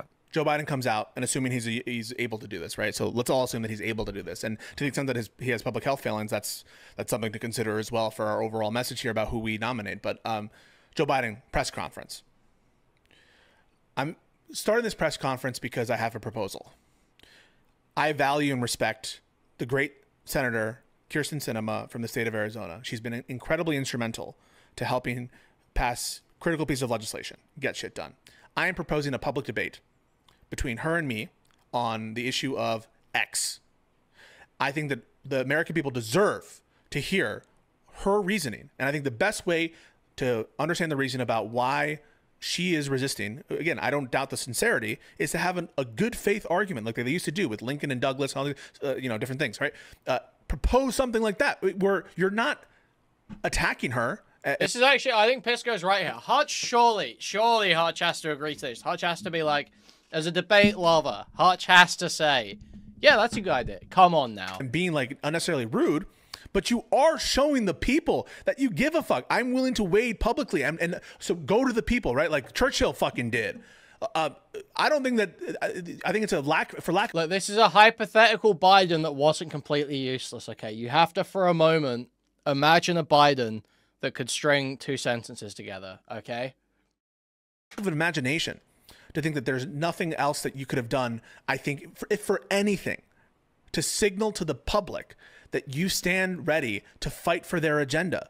And then, if she says no, you can have contingencies, you can have some kind of water. I would never propose, by the way, like doing executive actions that the president thinks is illegal. That's one of the reasons why, for example, I critique Biden for doing executive actions that I think are... Okay, guys, the goal has expired. Terrible things happening, guys. The goal has expired.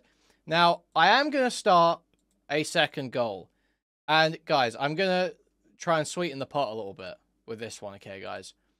This one's going to be only an hour long, a slightly smaller goal. But there's going to be a reward for this goal. If we hit this one, we're going to watch the new Bo Black's Big Bungee video on Kick. Are legal in terms of closing down the border, which he did in 2024.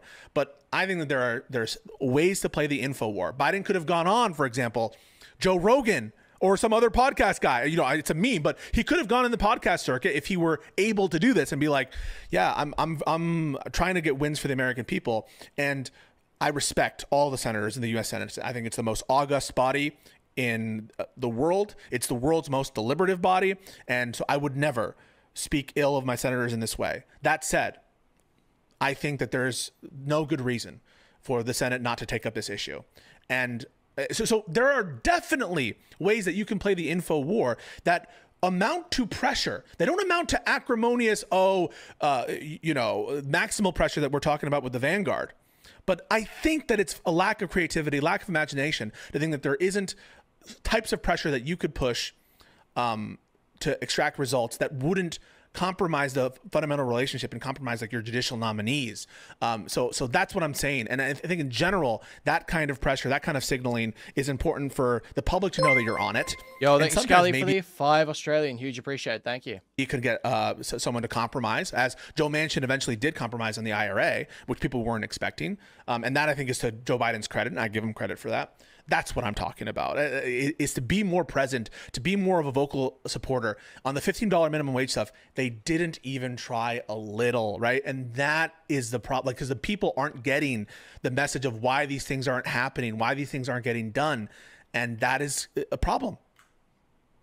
Okay, couple things. So like the I thought that is just a great practice. That is like the idea Pisco's got there is a great idea. That is like a great way to try and like that. There are the way I feel like Trump has won, so many supporters over is by, I feel like everyone knows this, is by picking fights and being always in the public eye. That's basically, those are the like most important parts of it is like always being in the public eye and fighting with people. He's always got, he's always out there fucking talking shit on some other Republican or talking shit on Joe Biden. And always was. And even before he was president the first time, he was always talking shit on Obama. And starting the whole, the birther or whatever. Shit. Begging for his birth certificate. It's just obvious this is something that people want from figures in politics now, or not even that they consciously want, but you have to be seen out there doing shit, making your case constantly, and calling people out for, to do like televised debates or going and do like a televised rally in their state. These are like easy ways to throw punches and make your case. Thank you for the $5 out plus. Thank you. First thing that I want to point out is if we were to take that kind of like if a president who has an agenda were to take that posture on every single item, and I'm not saying that's what you're suggesting, they would be doing nonstop debates in every state all over the country. It's just not practical in real life. Thankfully, I'm not saying that. Yeah, but I'm just suggest like $15 an hour wasn't the only casualty of like Manchin and Sinema. This Hunter Young guy is a total fucking bitch retard. However, good chat message I'm seeing here. If Hutch thinks that we get wins by passing legislation, ask him how Trump can get so many wins with no legislation.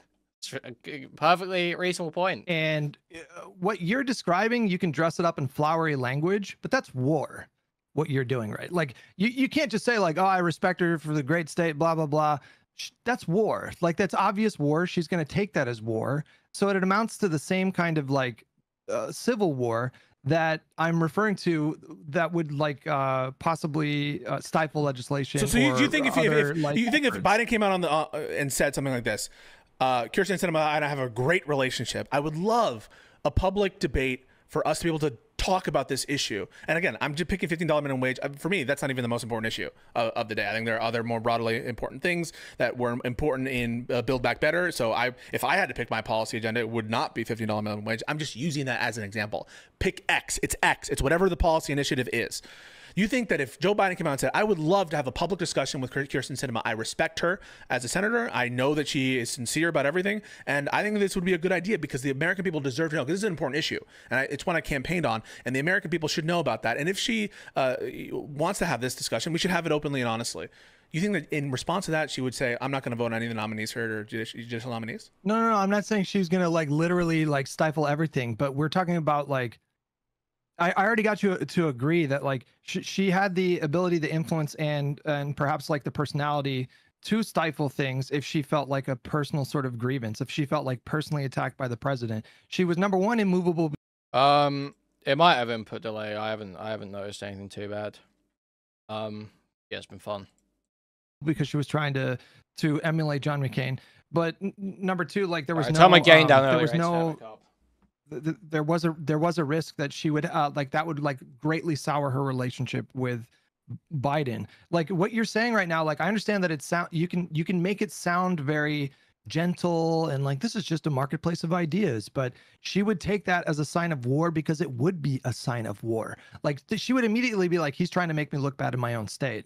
And I mean, let's just play a different tape out. Let's say she takes him up on that. Do you really want Joe Biden debating Kirsten Sinema about the $15 an hour minimum wage? Like even if he was a capable debater, let's just say he was that's Gavin why I Newsom, started right? this. I started this by saying, assuming that he could do it, right? That he had the capacity, and that's a separate problem. And it goes to Biden's failings and why why he failed us. In other words, because he wasn't able to do that. Let's say it's Gavin Newsom though. Okay, she takes him up and they do the debate and she doesn't change her vote. Like, what do you think that does to the discourse? I think that's just going to further divide the party. Now you've got the leftist activists and they're fucking pissed, right? Because you've put this issue front and center. It's a failed issue. You didn't get it passed. And I get you really don't think the entire leftist media ecosystem would go fucking bananas on, Gavin Newsom, who failed to persuade her in that moment. So there's all this risk of it blowing up in your face in various ways with no real tangible like upside. I'm still just not seeing like the possible benefit here.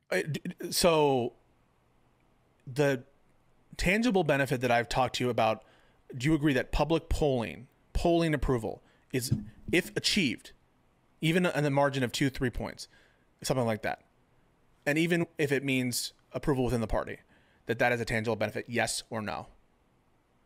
It can, but there can also be trade-offs. It can, it can, or so all else equal. So when I say all else equal, saying, is it a benefit? So there could be. So it's like that would be. Is it a pro? You could think there are cons that might come with certain expressions of that. But can you agree it is a benefit? Like, why is he so fucking just weaselly? Like, just agree to that point. Why do you have to immediately try and lead it into, yeah, but it might not be good? Let yourself walk down the argument. See if your mind changes. It can. All else equal is improved polling, good, tangible benefit. All else equal. Yes or no? Is polling itself a tangible benefit? The moment Pisco starts asking yes or no, and he doesn't get a yes or no, you just see his face change. Is improved polling... That sentence did not start with yes or no. Good, tangible benefit. All else equal. Yes or no? Is polling itself a tangible benefit? I don't think it's a tangible benefit. It can directly lead to tangible benefits, is my point. Oh, okay. Whether it is itself the thing that produces the result, or whether it leads to things that produce the result, right? Like if someone had said, wow, our polling went up 10 points, would you be like, that's a tangible benefit? You'd say yes, of course, right? Sure. Let's not get into semantics. Yeah, yes, it's a tangible benefit. So when you say I'm failing to see the tangible benefit, are you saying that you're failing to see the tangible benefit because you doubt whether the kinds of signaling that I'm talking about could produce improved poll results? Is that what you're saying, that you doubt that it could happen or that it would happen? No. What I'm saying is, what difference does it make if Biden goes up, or let's say Governor Newsom or whatever, what difference does it make if Biden's poll numbers go up 3 to 5% if you've now alienated a senator that you need for your legislative agenda for the next 2 years? Okay. Assume, I know that you're not granting this, but assume that it doesn't destroy the relationship such that it undermines your entire agenda and then you're not voting anything. Then that could be a productive exercise. Okay. That would be good. Okay. Right? Okay. Like, yes, so I don't disagree with that. Okay. So I think that there are ways of pressuring senators and pressuring congresspeople, and even separate apart from the specific pressure to specific people, doing more optical signaling in such a way that improves polling and that doesn't compromise all of your agenda. I think that is possible. And I think that, for example, notwithstanding the fact that Trump has a different board game, I totally agree with you that Trump has a different board game. He's a different kind of pull among the MAGA base. No doubt about that. 100%. Notwithstanding that, Joe Manchin and Joe Biden continued to fight throughout that term. And Joe Manchin publicly was excoriating the president almost from day one on all sorts of things, notwithstanding the back and forth bickering and fighting between Joe Manchin and Joe Biden. They got some shit done. Okay. Yeah. I think these senators, Cinema, in a way is like very immature, but you know what? They were fighting. She was getting a lot of pressure. She still voted for stuff. It wasn't the worst of all possible worlds and so I think you are so risk averse. And frankly, it's for a lack of, or maybe a fear, right? That you're unwilling to think that perhaps that there's a better, there are ways that you can do public pressure and signaling. I see them as kind of, public pressure can be a type of signaling, but not need be like a square is a circle, circle's not a square. So both broader public signaling and public pressure, which is a subset of that could have materially affected poll numbers and not compromise the relationship such that it's a complete impasse. I think that is possible, not just possible. I think that it's crazy to think that Biden maximized the potential that was before him. I think that is an absurd conclusion to draw, given the super low approval ratings of Biden. It's not, I don't even think it's fair. I think they dug into defending Biden. I think Hutch has just dug into this mindset of the lefties are always wrong and Biden was totally right the whole time. I didn't make any bad decisions defending him the whole way. It's like very dug in. It just comes off very dug in, very so like it's negative polarization or whatever, I think, right? Where he's like so annoyed at the people that he's been fighting with for so long that he's like adopted like some obstinate extreme position in opposition. Within the Democratic Party itself.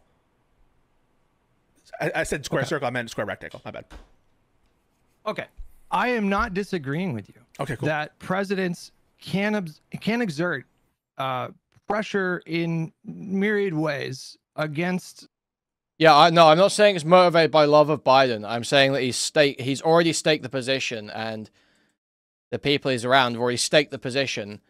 Biden is good. All you people going after Biden for not doing enough are crazy. You're stupid. Why can't you just vote Kamala in the next election? Because they've all already said that a million times, and they got so much pushback for it, and had to fight on that so much. They never want to drop it. They never want to admit that maybe okay, Biden probably could have done something. That's just like something they can't bring themselves to say. Senators like Manchin and Sinema. I'm not saying never pressure them or anything like that. And to the extent that you can lay out like coherent hypotheticals that can like persuade me that there would be like some sort of benefit to it, then I would be open to those suggestions. And I'm also not saying that Biden was maximally effective in extracting each and every little thing that he could have, because I don't know if that's just possible to begin with. I mean, I'm sure there are ways that he could have negotiated better or whatever, and hindsight's always 20/20. What I'm pushing back against is the specific examples that like the Vanguard guys gave, and the vague nature of like what Josiah and Econoboy are saying. So if you can present to me a hypothetical like this one, I really don't agree with you that Biden challenging Cinema to a Biden couldn't do it. Amounted to yeah, anything Biden other could do than it. But like if I think that Gavin, no, I think if Newsom did it, she would have felt like it was a fuck you, because it would have been. That would have been a fuck you. She would have taken it as like a hostile action of him the president trying to make her look bad in her own state, and I think she would not have reacted well to that. I think it's carrot and sticks too, Hutch. Like I definitely think that there's a risk it could go wrong, but there's also a risk it could go right. And there's a risk that you could say, we have this debate, and maybe the response is, against whoever this person is, and you come to some kind of compromise solution, and you come out and you're like, we have this discussion. I heard Cinema out, and so there's a bunch of different. Yeah, I agree. There's a risk involved in anything. The broader point, I think, is like, look at where being super, super risk averse led us in this context. I think that we could have taken more calculated risks under the Biden administration. And I can't point to you to a specific instance of pressure that would have been the but-for cause in implementing a specific piece of legislation. I can't do that for you because do you even disagree that Joe Biden legislatively was the most accomplished president in the modern era? Do you even disagree with that? Then doesn't that speak to his strategy? Yeah. It's actually so painful. It's so painful. You have to, like, nobody is saying Biden was bad legislatively. Well, obviously people do, right-wingers do, super lefties do. Nobody in this context recently is saying Biden's terrible legislatively or failed legislatively or whatever. The point is almost entirely about optics and winning over the public. And the point is, legislation doesn't actually win over the public. That's not actually the be-all and end-all. It's oftentimes not even particularly significant, because Trump does no fucking legislation, certainly doesn't do the legislation he promises, and still is seen very positively compared to where he should be, at least. Strategy of using honey for these, like doesn't that speak to his strategy? It does speak to that. Of doing soft negotiations without doing civil war. Isn't that an indication that strategy is maybe better? Okay, so I want to be very clear about something. I'm not advocating for civil war. So perhaps Vanguard, you interpret them as advocating for civil war. And so I'm going to repeat, not for you now, but for the audience. I am not advocating for the maximalist pressure point. I'll say it 2 more times. I'm not advocating for the maximalist pressure point. I'm not advocating for that. Doesn't it vindicate his strategy? If he was able to become the most accomplished legislative president in modern history, doesn't that speak well of his strategy to be softer in these, like, in isolation? In isolation with respect to the specific piece of legislations, yes, but I don't view that as mutually exclusive with what I'm arguing. So I don't view. So I want to be clear about something. What I'm saying is, it is not mutually exclusive that strategy paid off for these particular pieces of legislation, and also that you could do what I'm talking about. I don't view them as in conflict or necessitating a contradiction. And so you saying that Biden is accomplished legislatively, I agree. And I don't think that what I'm arguing for is in contradiction with that. And because I don't view them in contradiction, I would say, yeah, do this and also do that. But second, I think you have to consider the longer term. So yeah, in the short term, the legislative accomplishments are there, but in the long term, those legislative accomplishments are being undermined. So how lost you gotta be? Bro, could you try consider Hutch's perspective for 5 seconds, please? Bro, what? Currently, if not completely destroyed by the Trump administration, and in the long term, we're fucked. What happened here was a complete disaster. And yeah, but I mean, you're not suggesting that Donald Trump won because of, like, Joe Biden's legislation, right? I've never heard you make that argument. Like, we all exactly. The legislative wins just mean nothing if they immediately get raped by the next president. Because you looked weak and tanked the party, and you were all just fucking dying, and everyone hid it. He lost was because of... And you didn't run a proper primary at the start of the election cycle, and instead handed it down to one of the most unpopular people you could possibly hand it down to. Perceptions about his age and realities, quite frankly, and economic headwinds. Those were and immigration to a lesser degree, but these were the major headwinds, not his legislative agenda. So it's like a separate conversation. I don't know. The Ladyboy mindset allegations. Look, I have seen the video. J-Stalk showed me that segment of the video on his stream a few days ago. It seemed like super sketchy. I don't even like. I just hesitate to even fucking give it attention, to be honest, until like something's actually proven. The Alex Novell guy was like not backing up the things he was saying very well at all. Very retarded. I agree with you on all this. Yeah, I'm not saying that his legislation was a downward pressure on his approval rating. I don't believe that. So I want to repeat that for the audience. I don't think that his legislative agenda was a negative headwind on his approval rating. If anything, my intuition is that his legislation was an upward tick or neutral on his approval rating. It's a separate thing, what I'm talking about. The separate thing I'm talking about is the massive disapproval of Biden within, relatively speaking, among the Democratic base. Again, relatively speaking, okay, not overall. I'm taking in terms of relatively about where a president should be. And the perception, however, on the margin, right, the election was on the margin, the marginal perception that Biden wasn't doing enough. That perception, and this is not something that really I think should be controversial for you, Hutch. The Biden administration itself was struggling with messaging. That's why they came out with Bidenomics, because and that's why their arguments during the run-up to election was we're not able to translate these legislative wins. We're not able to translate the legislative wins into something that the people really feel because of the problem with communication. Okay, so I don't think it's necessarily just because of a problem of communication. You said you read Abundance, and I did twice. Ezra Klein and Derek. and Derek, I finished it by the way. Like Nice. Ezra Klein and Derek Thompson talk about the Biden administration for a little bit, and it wasn't just about like his inability to like message those wins. It was also the fact that things like the infrastructure bill did do a lot of like good in terms of like furthering these domestic projects, but they were on a very long timeline, so people didn't immediately feel the benefit of these projects because some of these projects are going to take like 5, 6, 7 years to complete. So I don't disagree with you generally on like his perceptions of being weak or whatever. That's not what I'm saying at all. Okay. Well, that's what that because it sounded like you were saying that I was saying that the legislative accomplishments were somehow materially affecting the outcome here in a negative way for Biden. What I'm talking about when I'm saying like it's worth it to signal, it's worth it to look like you're giving a shit, is not that. I'm implying somehow that the legislative agenda was a downward headwind on his approval rating. I'm saying that there's a separate ball game here about looking like you're giving a shit that could have had a positive upswing on his approval rating. Okay, don't you think that one of the reasons why people have this perception about presidents not being effective, don't you think one of the reasons why this perception is so enduring and ubiquitous is because of this Green Lantern theory of politics? Don't you think that part of the problem is because a lot of people simply do not understand the limitations on power?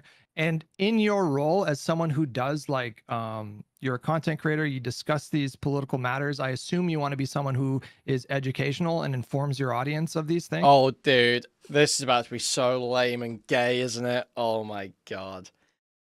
Hutch.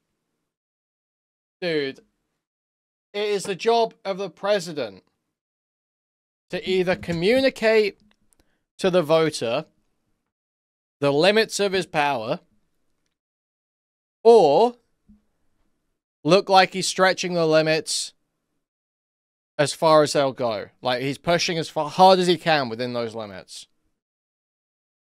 One of those has to be shown to the voter for them to feel like something's happening. And that's the issue that's being discussed. It's not a matter of whether Biden is actually able to just do whatever legislation he wants. Obviously, he wasn't able to. But he still has to communicate that something is happening. That still, people have to feel like something's happening. And Hutch is about to do this embarrassing argument. He's about to say, Pisco, don't you think you should be focusing more on explaining to your viewers that Biden can't do everything instead of going after the Democrats? Instead of going after the Democrats so much? I can feel it already. A lot of people simply do not understand the limitations on power. And in your role as someone who does like, you're a content creator, you discuss these political matters. I assume you want to be someone who is educational and informs your audience of these things. Don't you think it's a part of your job at this point to tell people like, this is how bills get passed? Like, this is what the process looks like. This is what we can reasonably expect this president to be able to accomplish with this Congress. And these are things that are probably not going to happen. Or we should certainly say this is something that is definitely not going to happen. Like, I don't think you as a content creator, I'm not saying you specifically, but I don't think you as a content creator are doing your audience any favors, for example, by complaining that someone like Joe Biden wasn't able to do like Medicare for all or the public option. I think that's lazy analysis. It's kind of silly and stupid. I think it's your job to explain like, well, if he were to get a public option, this is what it would require. And he just doesn't have the votes. There's no amount of whipping that he can do to get these votes. And instead of doing that, people are doing this other thing where it's like, well, he should have fought harder. They do the same thing for like Obama on codifying Roe. It didn't matter that he didn't have anywhere close to the votes to codify Roe. They repeat over and over again, he could have codified Roe, but he chose not to. That's what I'm specifically pushing back against. It's all over the place in fucking media. You hear it from people like politicians like Ro Khanna, like you hear it from people like Cenk and Kyle. Like we're on the same page a lot these days, but he's used that rhetoric quite a bit. Emma Vigeland and Majority Report, and like that's the thing that they push. The Democrats could be doing more, but they're choosing not to. I don't know if they're lying to their audience or if they don't understand. Biden literally, no, you're right. But the Democrats couldn't choose to do more because Biden was literally like a walking corpse, bro. Yeah, you're right. That was a terrible doomed situation. Yeah, you're right. In that case, you're right. Yeah, Biden shouldn't have been doing debates or holding rallies because he's a fucking embarrassing walking corpse and was for a long fucking time. But that doesn't mean that the broader point doesn't still stand. limitations on power, but that's what I want to choose my time like pushing back against. Like I would rather educate people on like, hey, if you want to get these big bills done, or if you want to transform healthcare and give everybody healthcare, the Congress has just as equal role of importance in this process as the president. Yeah. You understand what I mean? Like that's why I get really jacked up about this, because I see people just, I think they are obfuscating things, and I think they're confusing their audience. And I think that serves that depresses people's votes, that foments apathy. I hear what you're saying. I don't view it as topical. I will respond to it. I don't view it as topical. So what you're now talking about are the role of the media, the responsibility of me and other creators, and potentially of the Majority Report, their role. I view that as separate as whether or not Biden, in fact, could have done something separate or something better for some other purpose or gotten some tangible win with respect to the pressure. So I view them as separate topics. So I'm going to address first the topic, which is I do think Biden could have done more in terms of pressure and public signaling to get tangible wins. Now, it's not exactly the same as saying that he could have achieved Medicaid for all. That's thankfully not what I'm claiming, that he could have, he was going to be able to get a public option or Medicare for all. I'm not saying that, right? So I'm not saying you did. I'm talking about other creators. You're grounded in blah, blah. We have disagreements, but I'm not saying you do that. All right. So the tangible wins that were not obtained. And I actually think that people like Kyle talk about this thing is the public sentiment, is gathering a coalition, not specifically in the moment of the legislation being proposed or being debated in Congress, that in that moment there was an actual way, and I think it would be delusional to think that there was an actual way with the numbers that we had to pass a public option. You're correct about that. The missed benefit isn't the thing itself. It is the public support and the fact that you're leaving money on the table. That's what I'm talking about. So that's on the kind of substantive point related to where is the thing that you could have gotten. The thing that you could have gotten isn't the public option. Potentially you could have gotten some more compromises on some other stuff, maybe. I don't know. Yeah, but the fact is you're leaving money on the table in terms of public support and in terms of people thinking that you're giving a fuck. That's my case. Separately, you say, don't you have a responsibility as a media figure, as people who are commenting about this, to educate your audience? 100% you're correct to tell the truth. That's what I would do when I was going on these Prime panels. I'm being like, and I was having people, they were throwing out in the very same ways. I was saying, hey, hold on here.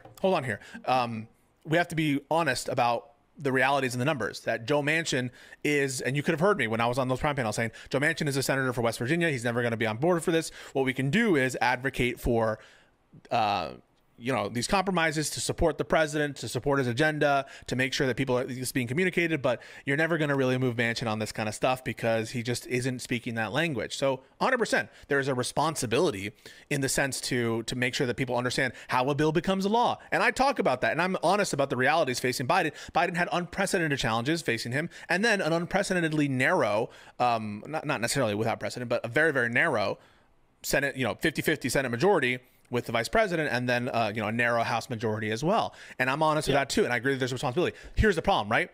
I think it's true, and I'm fulfilling my obligation to say that Biden was not good and perfect on everything, and certainly, putting aside the hyperbolic perfect, that Biden left money on the table because of a lack of public pressure, not because he wasn't able to achieve Medicare for all, not because he wasn't able to achieve the public option, not because he wasn't able to achieve a $15 minimum wage, but because he didn't look like he was giving a fuck and trying, and the public went against him, and that, I think, had results. Would it have swung the election? I can't, there's no way I could provide you an empirical case for it, but all I can show you and point to you is his approval numbers among the Democratic Party were low for a Democratic president, and people did view him as incompetent, not doing the job, and that's just true. And so that's the case I'm making. I think it's a true case, and I think it is keeping with my obligations with respect to like teaching people civics. So I was thinking as you were talking, and I do want to meet you in the middle in terms of like, I just thought of my own conceptual version. Okay, dude. Hutch is actually one of the most, this might be the most annoying guy alive. This might be one of the most annoying guys alive, honest to God. He can't like actually like start to admit, okay, maybe I was getting a bit defensive. Maybe I'm a little bit wrong. Maybe I see what you're saying. No, I've come up with my own idea. Okay, bro. Of I think what you're describing here. And I think a way that Joe Biden could have kept this issue's salience like a relevant thing for voters, let's just key in on like the public option, because I hear the critique a lot Sure. that he just gave up on the public option before that. Like, rather than him going to war with like specific senators like Manchin or Sinema, calling them out, blah blah blah, what Biden could have done is use his platform to reinforce the party's priority to continue the fight to reform healthcare further and to expand on the wins that the ACA made. So like in various speeches and press conference that he gave, if we had a capable president who was a skilled orator and capable of messaging, you could have, or like if we imagine like Bernie Sanders, you can imagine Bernie Sanders articulating his normal talking points about like the 1% of the 1% and like, you know, you like speaking to people's needs in that kind of way in a very general sense without like lobbing hand grenades at particular senators. To the extent that Biden was that like he failed on that front, I agree with you. Like I think he could have done more to like keep these issues relevant, to like keep that energy going into the 2022 midterms, to potentially set the next, you know, Democratic nominee up for success so they can build off. Guys, huge reminder, okay, 397 people here right now, 96 likes on stream, so 300 people, please move the cursor thumbs up and clicking or pressing thumbs up on your device. That'd be hugely appreciated. Now, if you want to take your support one step further, you can direct directly through a Stream Elements link in the pin chat message. You can also buy a membership to the channel, gift a membership to the channel, gift a whole bunch of memberships randomly throughout the chat, buy a super chat, which will highlight a message around TTS, or buy a super sticker, which YouTube image or gift will be highlighted in chat, and I'll describe it to you. You can go to discord.gg/Kuihman, twitter.com/Kuihman, or reddit.com/Kuihman. So guys, there is a goal right now, okay? If we hit the goal, we will be watching the new Big Bungie video on Kick, okay? The new Big Bungie, Bo Black's video will be watched on Kick. Parry makes an appearance in this Big Bungie video. I make an appearance in this Big Bungie video. Very exciting stuff, guys. So, thank you for the $5 New Zealand dollars, Quilla. Huge appreciate. Thank you. Of what he's saying, like I want to meet you there and say that there was like things that he could have done. He focused a lot on like behind the scenes negotiations. He got a lot of legislation done, and I did watch the Destiny video. You must have just missed it. I watched the Destiny video on Kick. I think he should be applauded for that, but Which I yeah, do, he yes. could have done more in that way. I applaud him. I've said he's the best president in my lifetime in that sense. And if you, so like it's more so like if you as I believe, if you believe as I believe that there's a massive misconception going on in the electorate, this like massive adoption of this Green Lantern theory of politics, like I'm fully convinced that like a full like 70% of the country thinks that you can do anything if you just have enough strength and willpower and energy and passion. Like if you believe as I do that it's important. Yeah, and if we don't watch the goal, if we don't hit the goal, we'll be watching solo Hutch VODs for the rest of the night. We will be sitting in total silence while I play old Hutch solo content. Like educate your viewers and people that follow you on what these civic processes actually look like and how they function, and like what does it look like to get a bill passed. I feel like you also have to adopt the inverse approach as well. So when you see other people pushing this line that like, oh, you know, the Democrats could have fucking like saved everybody in the world and given everyone healthcare, but they chose not to. When you see that, I feel like it's your job as a creator to push back against that and be like, that is not accurate. You are misinforming your audience. And so like, I'm willing to pick those fights with people because I think like this issue specifically, this misconception that people have about power, about the power of the presidency, that they don't really consider the function of Congress to be. I think this is an enormously destructive I 100% agree with this. politics. I agree with, well, I don't know if, yeah, I agree with what you just said there in the sense of the following.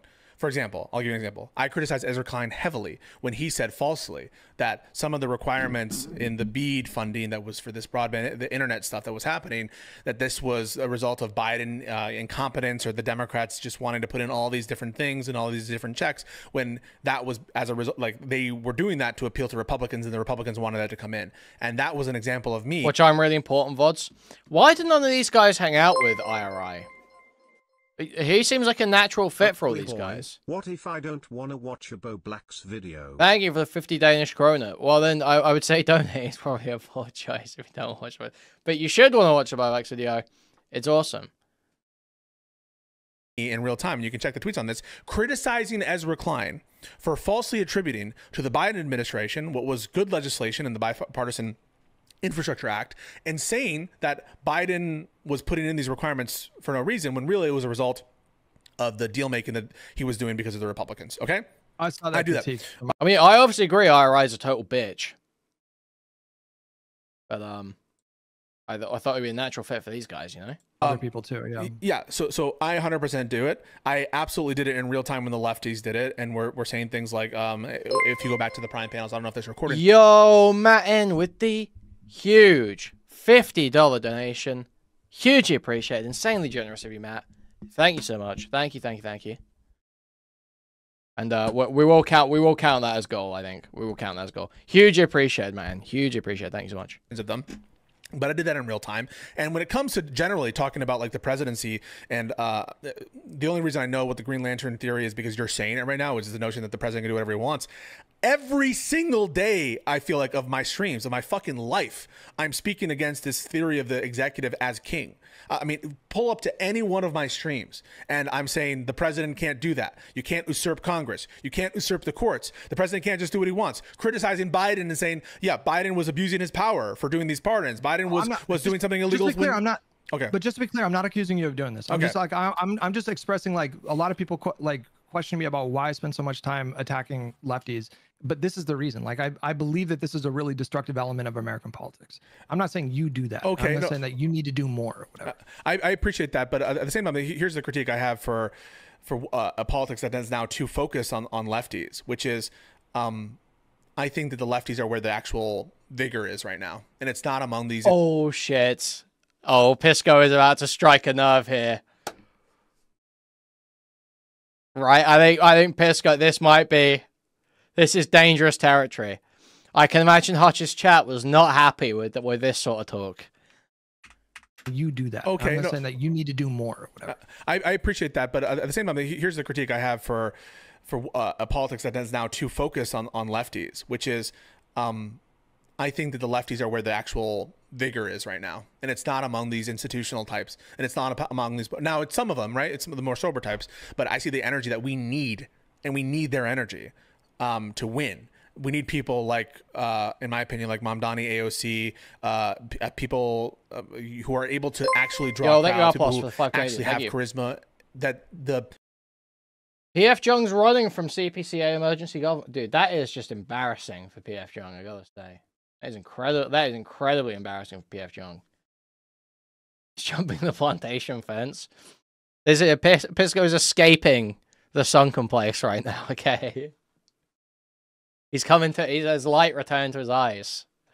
Need people like, in my opinion, like Mamdani, AOC, people who are able to actually draw crowds, people who actually have charisma, that the push, the energy in opposing Trump is coming from these people who sometimes you're picking fights with, sometimes not, by the way. So, for example, I don't put in that category people like Hassan Piker. I don't put in that category people who are like never engaged in the electoral process at all.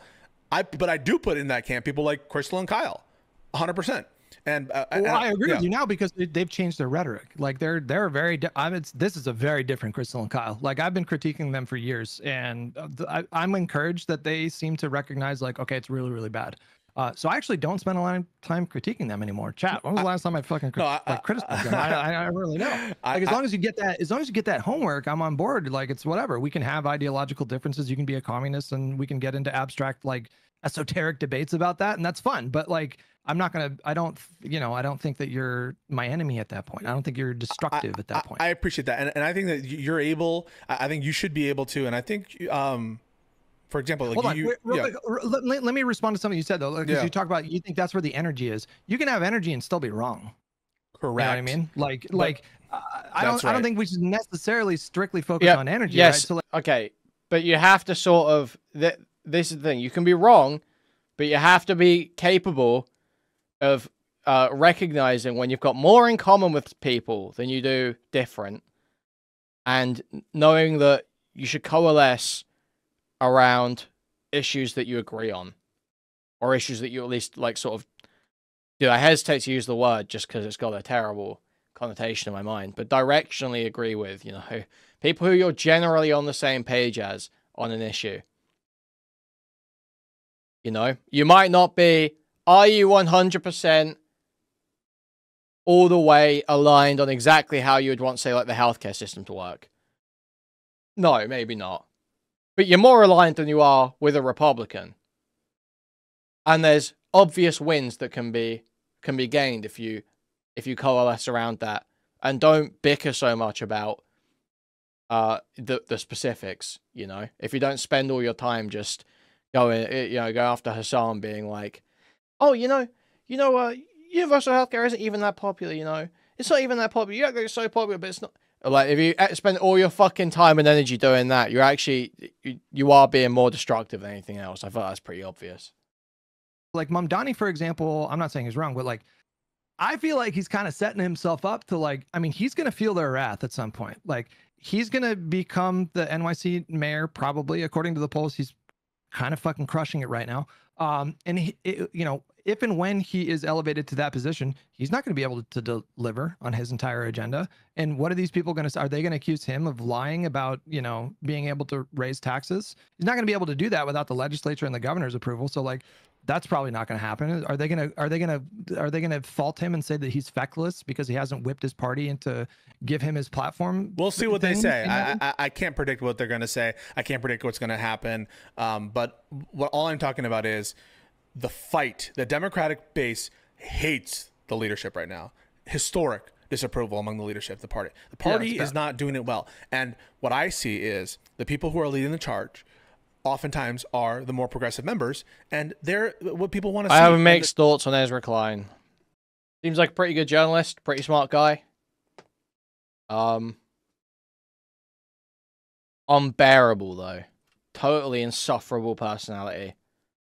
Insufferable, off-putting, just aesthetic. Just one of the most, like... Thank you for the 50 Swedish krona, Jenny. Huge appreciate. Thanks so much. Just like, he has just got that slimy reptile lib vibe. The whole way down. And everything, there might be good ideas in this abundance book. And it sounds like there are. Some stuff I've heard from it does sound pretty smart. But the idea that whatever wave of politics that's trying to create or capture would never catch on. No one is hyped about the abundance movement aside from Pisco. And people as autistic about like policy and law and shit as Pisco. Literally, the masses would never get on that type of beat. That doesn't mean that I wouldn't vote for a more centrist member. And there are things I think that a lot of the centrist types, people like Gavin Newsom now, right? And Buttigieg are taking cues from. I think Buttigieg probably has always been good at this. That they're becoming more savvy about energy and fighting Trump and talking shit and basically accusing them all of being corrupt assholes.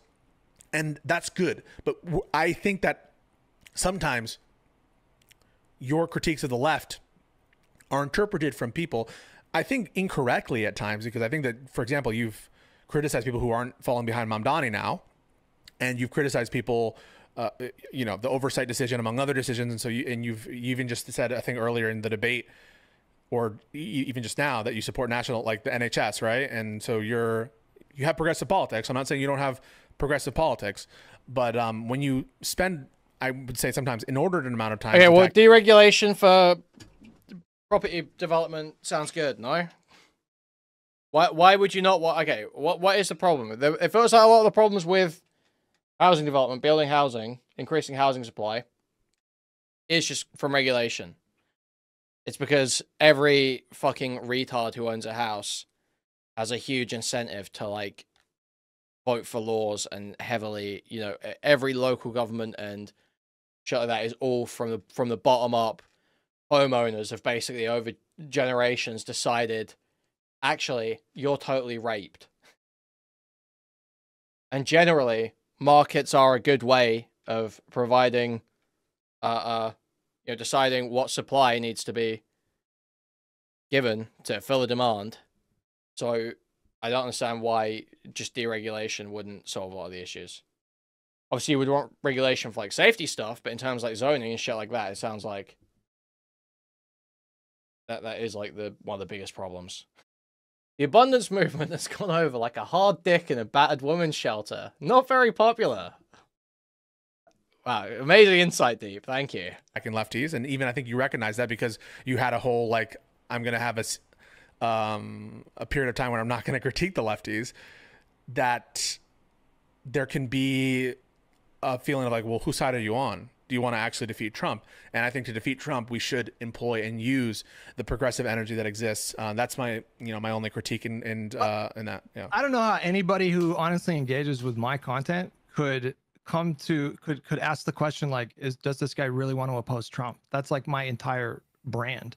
And so the reason why I think it's important to push back against bad ideas is if I think those bad ideas are directly or indirectly helping Trump.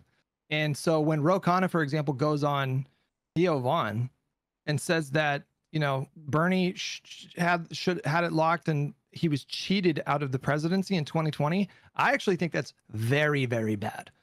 Like, I think it's a horrible, like, you should not be or like when Nina Turner fucking loses a race, or Cory Bush or Jamal Bowman or any number of these fucking jokers. Like, when they say that the only reason they lost is because the establishment rigged it against them and they were cheated out of it, I think that's a bad thing to spread just as much as I think it's bad when Donald Trump said that the election. Okay, you're saying all rigged. YIMBY Like, stuff leads to just luxury housing and literally nothing else. I first of all don't believe that's true. Second of all, why would that necessarily be a problem? If the richest are able to move into luxury things, surely that frees up more property. Like, you're just filling whatever demand is there, and then the more supply should open up, and prices should go down. Or, well, at least not grow as fast. But why does that not follow? Is there anything that says that doesn't follow? I'm saying K, though, say there are studies that say unleashing developers does not help much. So that sounds like you do actually need plans in place to build housing. But I don't see that building luxury housing is necessarily bad or not fixing the problem. Like, that totally reason we could fix the problem. I don't think we should be like blaming losses on a rigged system in that way. Because that's just like, what message are you sending people? What's the point of voting then? If it's all rigged, like, why would you? Yeah, I don't agree with that messaging. I don't agree with that messaging, especially on like the 2020 stuff. And I was reviewing that part of the video that of you with Aaron when we entered this call, and I'll continue to review it at some point. But like, I agree with you that like they shouldn't signal on that stuff. But keep in mind what you said right there, right? Like, you're talking about Jamal Bowman and Cory Bush. Examples where there was a big funneling of money from AIPAC, right? Those are examples there. And the notion there that you're saying that it wasn't stolen is implying, right, or it wasn't cheating, that it's legitimate to have that amount of independent expenditures from those organizations. And I probably agree, under the current system, it is legitimate in the sense that it's allowed and it's expected. And, these organizations do have an influence on the politics. But I would urge you to consider that not everyone agrees with that. Not everyone agrees that it's legitimate to have that the individual expenditures should be allowable. And they want to enforce a norm that is that this kind of money in politics is corrosive. This is not this should not be surprising to you. It's not even frankly that radical from the Democratic perspective that this kind of money spending is illegitimate, because Obama criticized Citizens United. The Democrats were in the Supreme Court arguing against Citizens United. So to the extent that they're claiming illegitimacy on the basis of like AIPAC spending money, that shouldn't be that surprising to you if they're taking a principled stance against Citizens United and money in politics. I mean, that's not that surprising, is it?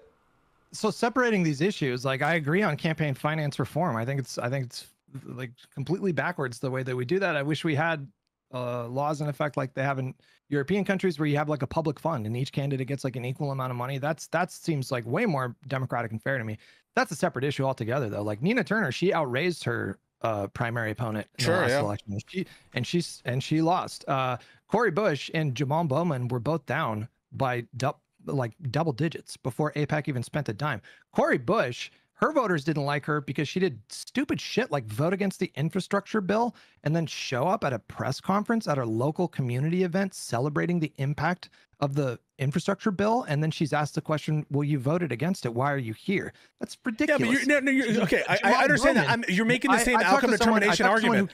I talked to someone who canvassed for Jamal Bowman, and his constituents were saying the same thing. They were pissed off at him because he voted against the infrastructure bill, and he fucking flipped a fire alarm on camera. Yeah, I know. I wouldn't vote for Jamal Bowman. Hang on. They didn't lose because it was rigged. So Hutch, you're not addressing the point, and this is the same thing that happened with Aaron, and you're not understanding it, right? So like, and I'm going to try to make it clear, right? I agree. I wouldn't have voted for Jamal Bowman. By the way, just on the fire alarm thing, And I'm serious about that because he lied. Babka, yeah, Babka is shaking and typing. I can't afford to live in New York anymore. An embarrassment. So Crazy. I took a position Craziness. against Jamal Bowman, literally, and he's also cringe in other ways for other reasons. Just to be clear on Jamal Bowman. So I took a stance against Jamal Bowman because you're right. These aren't perfect candidates. They're not even good candidates. The question isn't, was it outcome determinative? The finger on the scale. And that's what Aaron was trying to impress on you. Was it outcome determinative? Okay, Would they have lost anyway? That's not the question, Hutch. Was there illegitimate interference in the process? In the case of the 2016 election, you said, for example, well, the timeline was Bernie had already lost at the time that this interference happened, or the time the poll. That's not the point. The question is the interference, is the structural, deviation, if you consider it such, is that illegitimate? Generally, not would it have been outcome determinative? That's what Aaron was trying to get across. But you can engage in both of those honestly. There's nothing stopping people from being honest about it. So you can say that you disagree with our campaign finance system and that it creates structural hurdles that is maybe prohibitive for candidates that would otherwise have more success, or that big money interests or private wealthy donors have an outsized influence on politics. You can say all that and address all that and be like earnest in that critique or whatever. And at the same time, recognize that a lot of these progressives are losing because of poor candidate quality. So the problem is when you blame the entire thing. So when you blame Bernie's loss entirely on these structural hurdles, or if you blame Nina Turner's or Cory Bush's, you are promulgating this idea to your audience that the system is rigged. And so like, if that's all you're telling your people, like progressives would be, 99% of elected representatives were it not for this rigged system. I'm being hyperbolic, but that's kind of like what they sort of think, right? Like they think like the country is the massive sleeper cell of super progressive people. And all they need to be is like activated. And the way they would be activated is if we can, get all this like APAC money out of politics. And if it wasn't for that, then the entire country would be fucking progressive.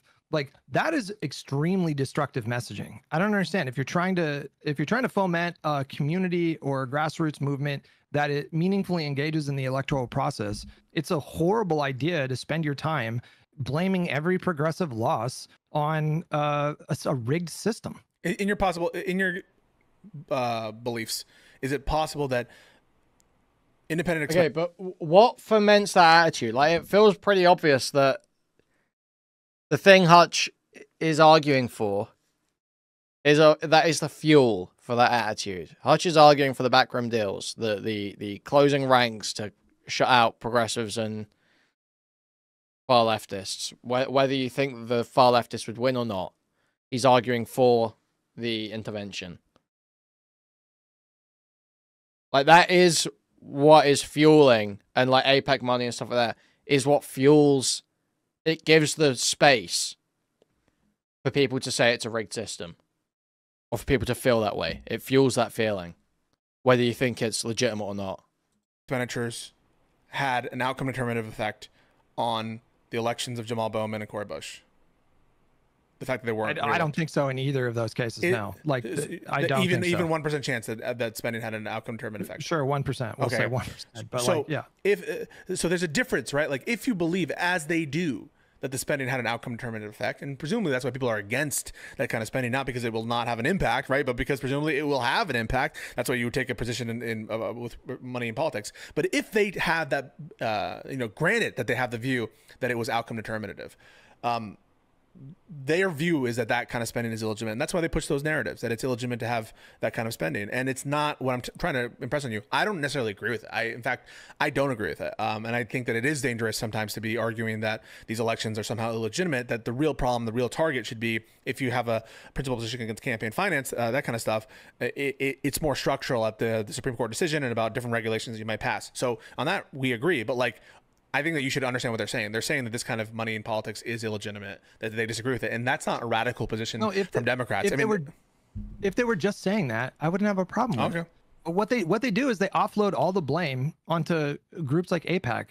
So like if you're a Jamal Bowman supporter and you're upset that he lost his reelection, you should be pissed off first and foremost at him for blatant. But how? I don't understand how you do this. How are you doing this double speak, Hutch, where he will say to these lefties, if your candidate loses, that's the fault of your candidate. When my candidate loses, that's your fault. It's so fucking annoying. Like, he does not apply this with Kamala at all. Like flipping a red fire alarm that says fire on it and Oh then my claiming to the God. media that he did it on accident. Yeah. You should be really fucking pissed off at him for being an idiot, for being an absolute bonehead, for doing something so fucking ridiculous. Like 2% of your frustration should be against AIPAC and 99% should be like, Wait, can I ask you a question real quick on that? So So do you what offends you more, the fire alarm situation or Glusen Camp Perez, Tom Swazi, and others voting to censure Al Green? Which of those things offends you more? first of all, BTC, thank you so much for the raid. I appreciate that. Oh, thanks, BTC. Can you ask that question one more time? Yes, sure. What offends you more? Jamal Bowman's pulling of the fire alarm, or Glusen Camp Perez, Tom Swazi, and others voting to censure Al Green? Which of those offends you more? I honestly have no idea how to like measure these two things against Personally, each other. no. They both bother me. They both bother me. And you wouldn't be able to compare them in your mind, at least as you sit here now. It's a fucking fire Fine if you alarm, bro. If I thought about it, like I honestly have no idea how to compare these things. I thought it was shameful and disgraceful that those representatives did what they did with like voting to censure Al Green. I also think he's kind of obnoxious, but whatever. Like I think like voting to censure him is a bit extreme and certainly the wrong message to send. I mean, but these are two very different things, you know. Like I don't. They're two different things. How could you possibly compare them? Well, if they're two different things, how could you possibly compare? Bro, how many times has this happened in these conversations with Hutch? It's fucking insane. It's so unbearable. Like him pulling that fire alarm, you agree that was like really fucking bad, right? Yeah, I said that he should have been prosecuted, and he was prosecuted.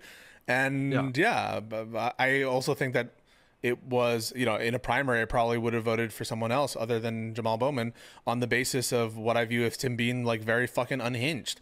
Well, that's what I'm touching. That's what I'm touching on. So like, I like be mad at like, fine, touch campaign finance. You can be mad at both, Hutch. Just because it's not outcome determined doesn't mean that you can't call out that kind of spending if you take the position that spending is illegitimate because you have a stated belief in campaign finance reform, and it's not radical. But, like, both are valid though. But like, do you disagree that the vast majority of lefties, when they reacted to the Jamal Bowman loss, that they blamed it on AIPAC? Like, yes. do you even disagree with that? I agree with that, with what you said in your characterization.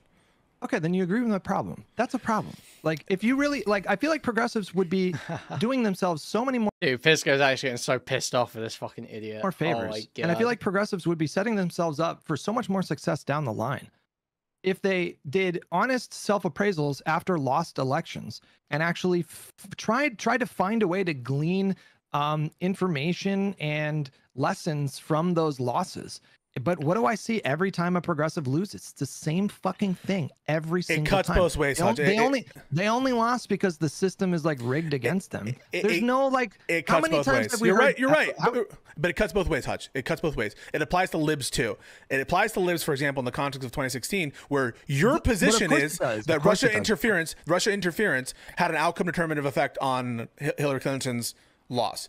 That you have no ability to prove that whatsoever. It's just I would say that it's not about proof. You don't think that? No, I don't. I don't have no reason to believe that. But you don't think Donald Trump would have won would have lost were it not for the hacked emails? The hacked email. Yeah, no, I think that Trump, if you had to put a gun to my head, I think Trump would have won absent the DNC leaks. I do think that. I completely disagree with you. That's crazy. Okay, well, that was such a close election. You don't think drip 2,000 new emails every day for the last 2 months of the elections had an impact? No, I think that the Comey thing had an impact. Okay, which is separate. I don't even. Whatever. I mean, obviously we can't quantify this. There's no way I can prove it. There's no way anyone can prove it. Right? So they're and you were even granted. There's a 1% chance, perhaps, that the money had a role in the victory for the candidates that were challenging Jamal Bowman. And that, by the way, there seems to oftentimes be this like, oh, that's just the game. That's just the game. When you try to primary incumbents, Jamal Bowman was an incumbent, and so it cuts both. All of this cuts both ways. And the same thing, by the way, for 2020. The same thing, by the way, for 2020, where I think that the libs actually need to have a look in the mirror, and that involves, I think, having a coalition with progressives where there's energy and having more dynamic and, I think, more ambitious messaging that, by the way, is in line with what Ezra Klein talks about, and to have more coherence and, frankly, a little bit more spine. And I think all of that is acceptable, and all of that is part of libs learning the message from the 2024 election. But I don't even disagree with that. And I wouldn't suggest to you that Hillary should just exclusively blame the Russian stuff for her loss and not do any kind of soul searching herself. I'm not making that case. Beautiful. Like, I think Hillary, obviously in retrospect, made massive missteps and totally underestimated Trump's popularity in the Rust Belt, et cetera, et cetera. I mean, there were so many missteps during her campaign. Like, the things aren't mutually exclusive. It's not either or. Agreed. So like, but like, I feel like my perception of progressives right now is I feel like they want to do this. Why does it matter how close the election was as to whether Russiagate had an impact? Why does Hutch keep saying that? Because he has a very, I don't know, it feels like two-dimensional view of politics where it's like the, you know, bucket of support is being like drained a little bit every time you put out negative pieces about one candidate. You know, it's all just one bucket and the water level decreases equally across the board. It's like that. That's like the sort of thinking I feel like you have to sort of believe that. Whereas the Comey stuff, like, the reality is that stuff like email leaks online that aren't getting like constant coverage aren't going to hit that hard. But something like the FBI director opening an investigation or reopening it, whatever it was, reopening an investigation into one of the candidates, that is going to have an immediate and present effect on American voters' perception almost across the board. It's going to be like very influential. Whereas obviously the email stuff it was quite an online thing, to be honest. I feel like it was like I was back when the conspiracy stuff, the popular stuff was a little bit more fringe back in like 2016, and that sort of stuff was quite online. Oh boy, sorry, I got a tangent alert. I feel like the progressives, they want to do this thing where like they want to be in control of the party. They want to be the ones that are like driving the platform, driving the messaging. They want to be the ones who like determine what the party's philosophy is. And there's nothing wrong with that. Like, I want progressives to be in charge of the Democratic Party because I want to see like bolder policies that go further than stuff like the ACA. But what I feel like progressives are trying to do is like right now they represent like a third to a 40% of the like elected representatives. They want to like skip the step where they persuade enough voters to be put in the driver's seat. They just want the moderates to just like hand them the keys. And that is just not how politics work. They need to persuade voters if they want that to happen. And like, my perception is like, they just get mad that it's not given to them. And I feel like in 2020, that was a perfect example of that. Ro Khanna saying that Bernie was cheated. He's essentially saying that the moderate wing of the party that don't agree with his political philosophy, like Klobuchar and Pete and Warren, should have just like given him the nomination. Was he referencing 2020 when he was referencing 2020? Yeah. Thank you, Truffle Pig, for the 149 Canadian super sticker of a mustache. Thank you. Okay, if he was referencing 2020, yeah. I agree with you. I think that's wrong. If he's referencing 2016, I think he's right, because I think what people mean by cheating is an outcome determinative. And I think that's the conflation that you were making with Aaron, is just because it's not outcome determinative doesn't mean it's not cheating, right? Like, you could cheat on one question on a test and you were going to pass anyway. You were going to get a 95% no matter what. And so this was just like extra gravy, but you still cheated, right? So that Aaron wasn't able to get that across to you. But like, if he was referencing 2016, I think that if what you mean by cheated is there was some improper shenanigans and like structures in place by the DNC that preferenced one candidate over another in a way that was fundamentally unfair or that was against what should have been the case, I think that's fine. That's correct to say that. But for 2020, I think that you had the better of the argument. And if you ever hear my review of that debate, at least the first part of it, I'll have to continue it next time. I think that you won that part of the debate because you're correct. And I think it's wrong for Ro Khanna to say that. So listen, man, I agree with a lot of what you're saying. I just think that I want some more fucking spine and fighters. And I feel that a lot of those people are on the progressive left. I consider myself a lib. I also consider myself progressive. And I'm so happy that we are able to build that coalition. And I think that's the coalition we need to build if we want to win. And so you should want the progressives to stop blaming everything on a rigged system and start asking themselves, why don't we do better with black voters? Oh, dude. What? What are we saying, Hutch? What's happening, man? What is happening? So happy that we are able to build that coalition, and I think that's the coalition we need to build if we want to win. And So I you would should, say that, you should want the progressives to stop blaming everything on a rigged system and start asking themselves, why don't we do better with black voters?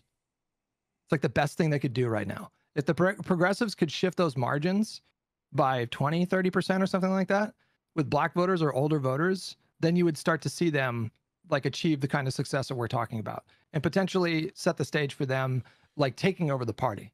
But in order you to want do them to that, moderate. You want them to moderate. What do you want them to? No. Okay. I don't. I actually don't. Like, I think that they should examine whatever messaging Bernie has been doing with black voters is just not working. And so, like, I feel like if you want to tackle this issue, it would be way more beneficial to sit down and be like, how can we engage with that part of our coalition? How can we message to that part of our coalition? What are they telling us that they want? Can they be persuaded on this, that, or the other thing? Like, these are getting into the minutia of these things is going to be way more productive at increasing progressives' chance of success in the future than sitting here and fucking blaming everything on AIPAC.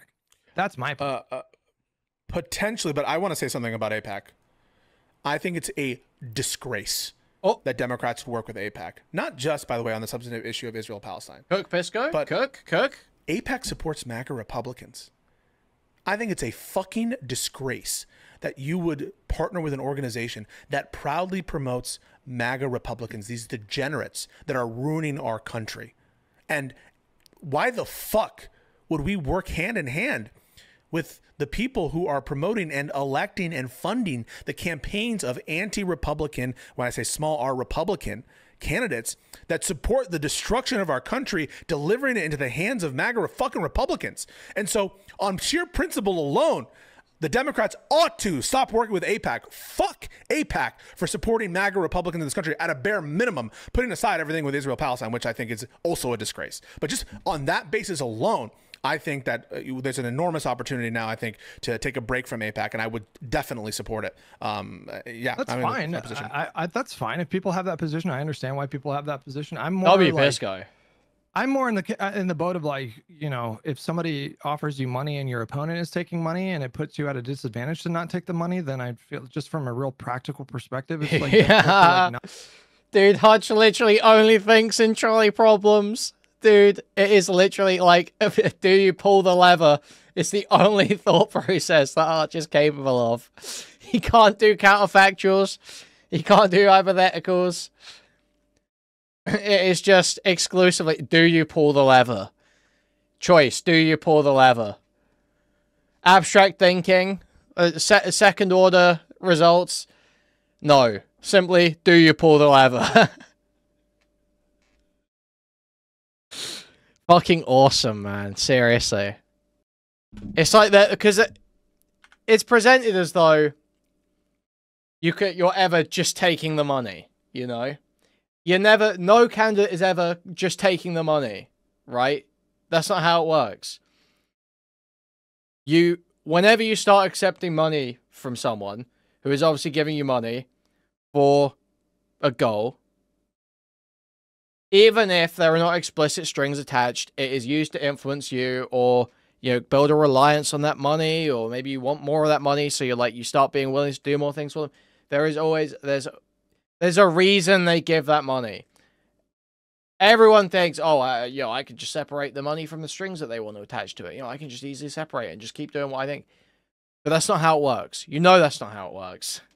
In the boat of, like, you know, if somebody offers you money and your opponent is taking money and it puts you at a disadvantage to not take the money, then I feel, just from a real practical perspective, and yeah, as if there's no public perception trade-off from taking money from AIPAC to like not accept like PAC money and corporate PAC money. It's like easy for Bernie to do in a state where he just dominates and has no, you know, real threat of a primary. As if that's not a battle you could be winning. Like, you said it yourself that, like, money doesn't buy elections. You said it yourself with Nina Turner, and I agree with that, by the way. And it's not just money that buys elections anymore, and now it's more about the same kind of like money that you need for consultants. You still need money for sure, but there's an enormous opportunity here. And one of the things, the big mistakes was for Hakeem Jeffries is like this appeal now to the Silicon Valley at a time when there's such resentment against the oligarch class and billionaire class. I think that there is an opportunity right now to be more grassroots, to be more populist in your rhetoric, and frankly to. Okay, I am assuming this is trolling. Do you take the money and save millions through US aid, or not take the money and lose? It is easy. Sure, this is a joke, right?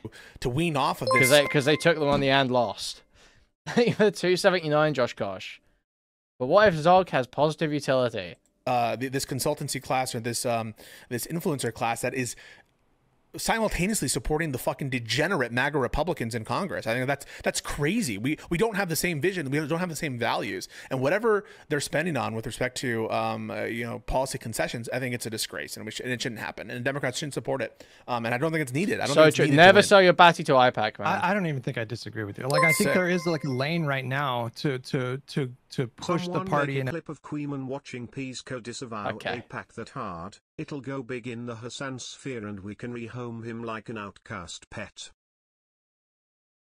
Thank you for the $5 Central Chemist. Much more pop. Like I feel like in the AOC wing of the party right now, like we're sending Pisco to the McMansion. Okay, guys, we're sending Pisco to the McMansion.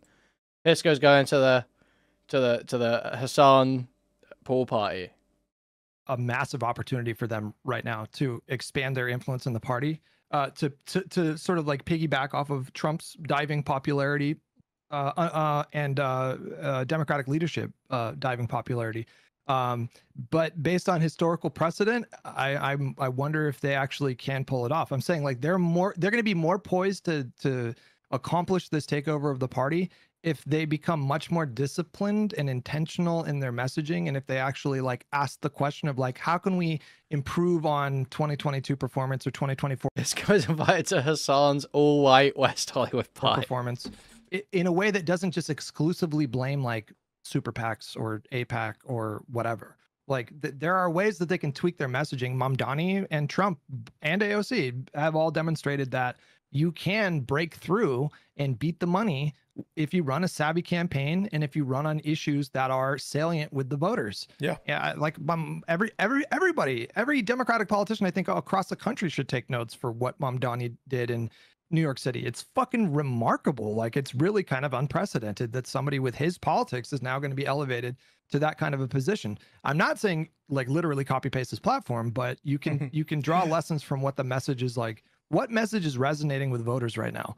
And like, how can we take that element of his campaign and tweak it and work it in a way that it fits in fucking a district in Michigan or something like that? 100%, because whatever we're doing in the leadership, at least from the leadership perspective, ain't fucking working with the base. On that note, Hutch, I'm glad we're able to listen, you're my boy, dog. And I don't take these disagreements personally, and I really appreciate that we're able to, I don't know, message of agreement. I'm going to raid into you, but I wanted to give you the last word before I raid in. Okay.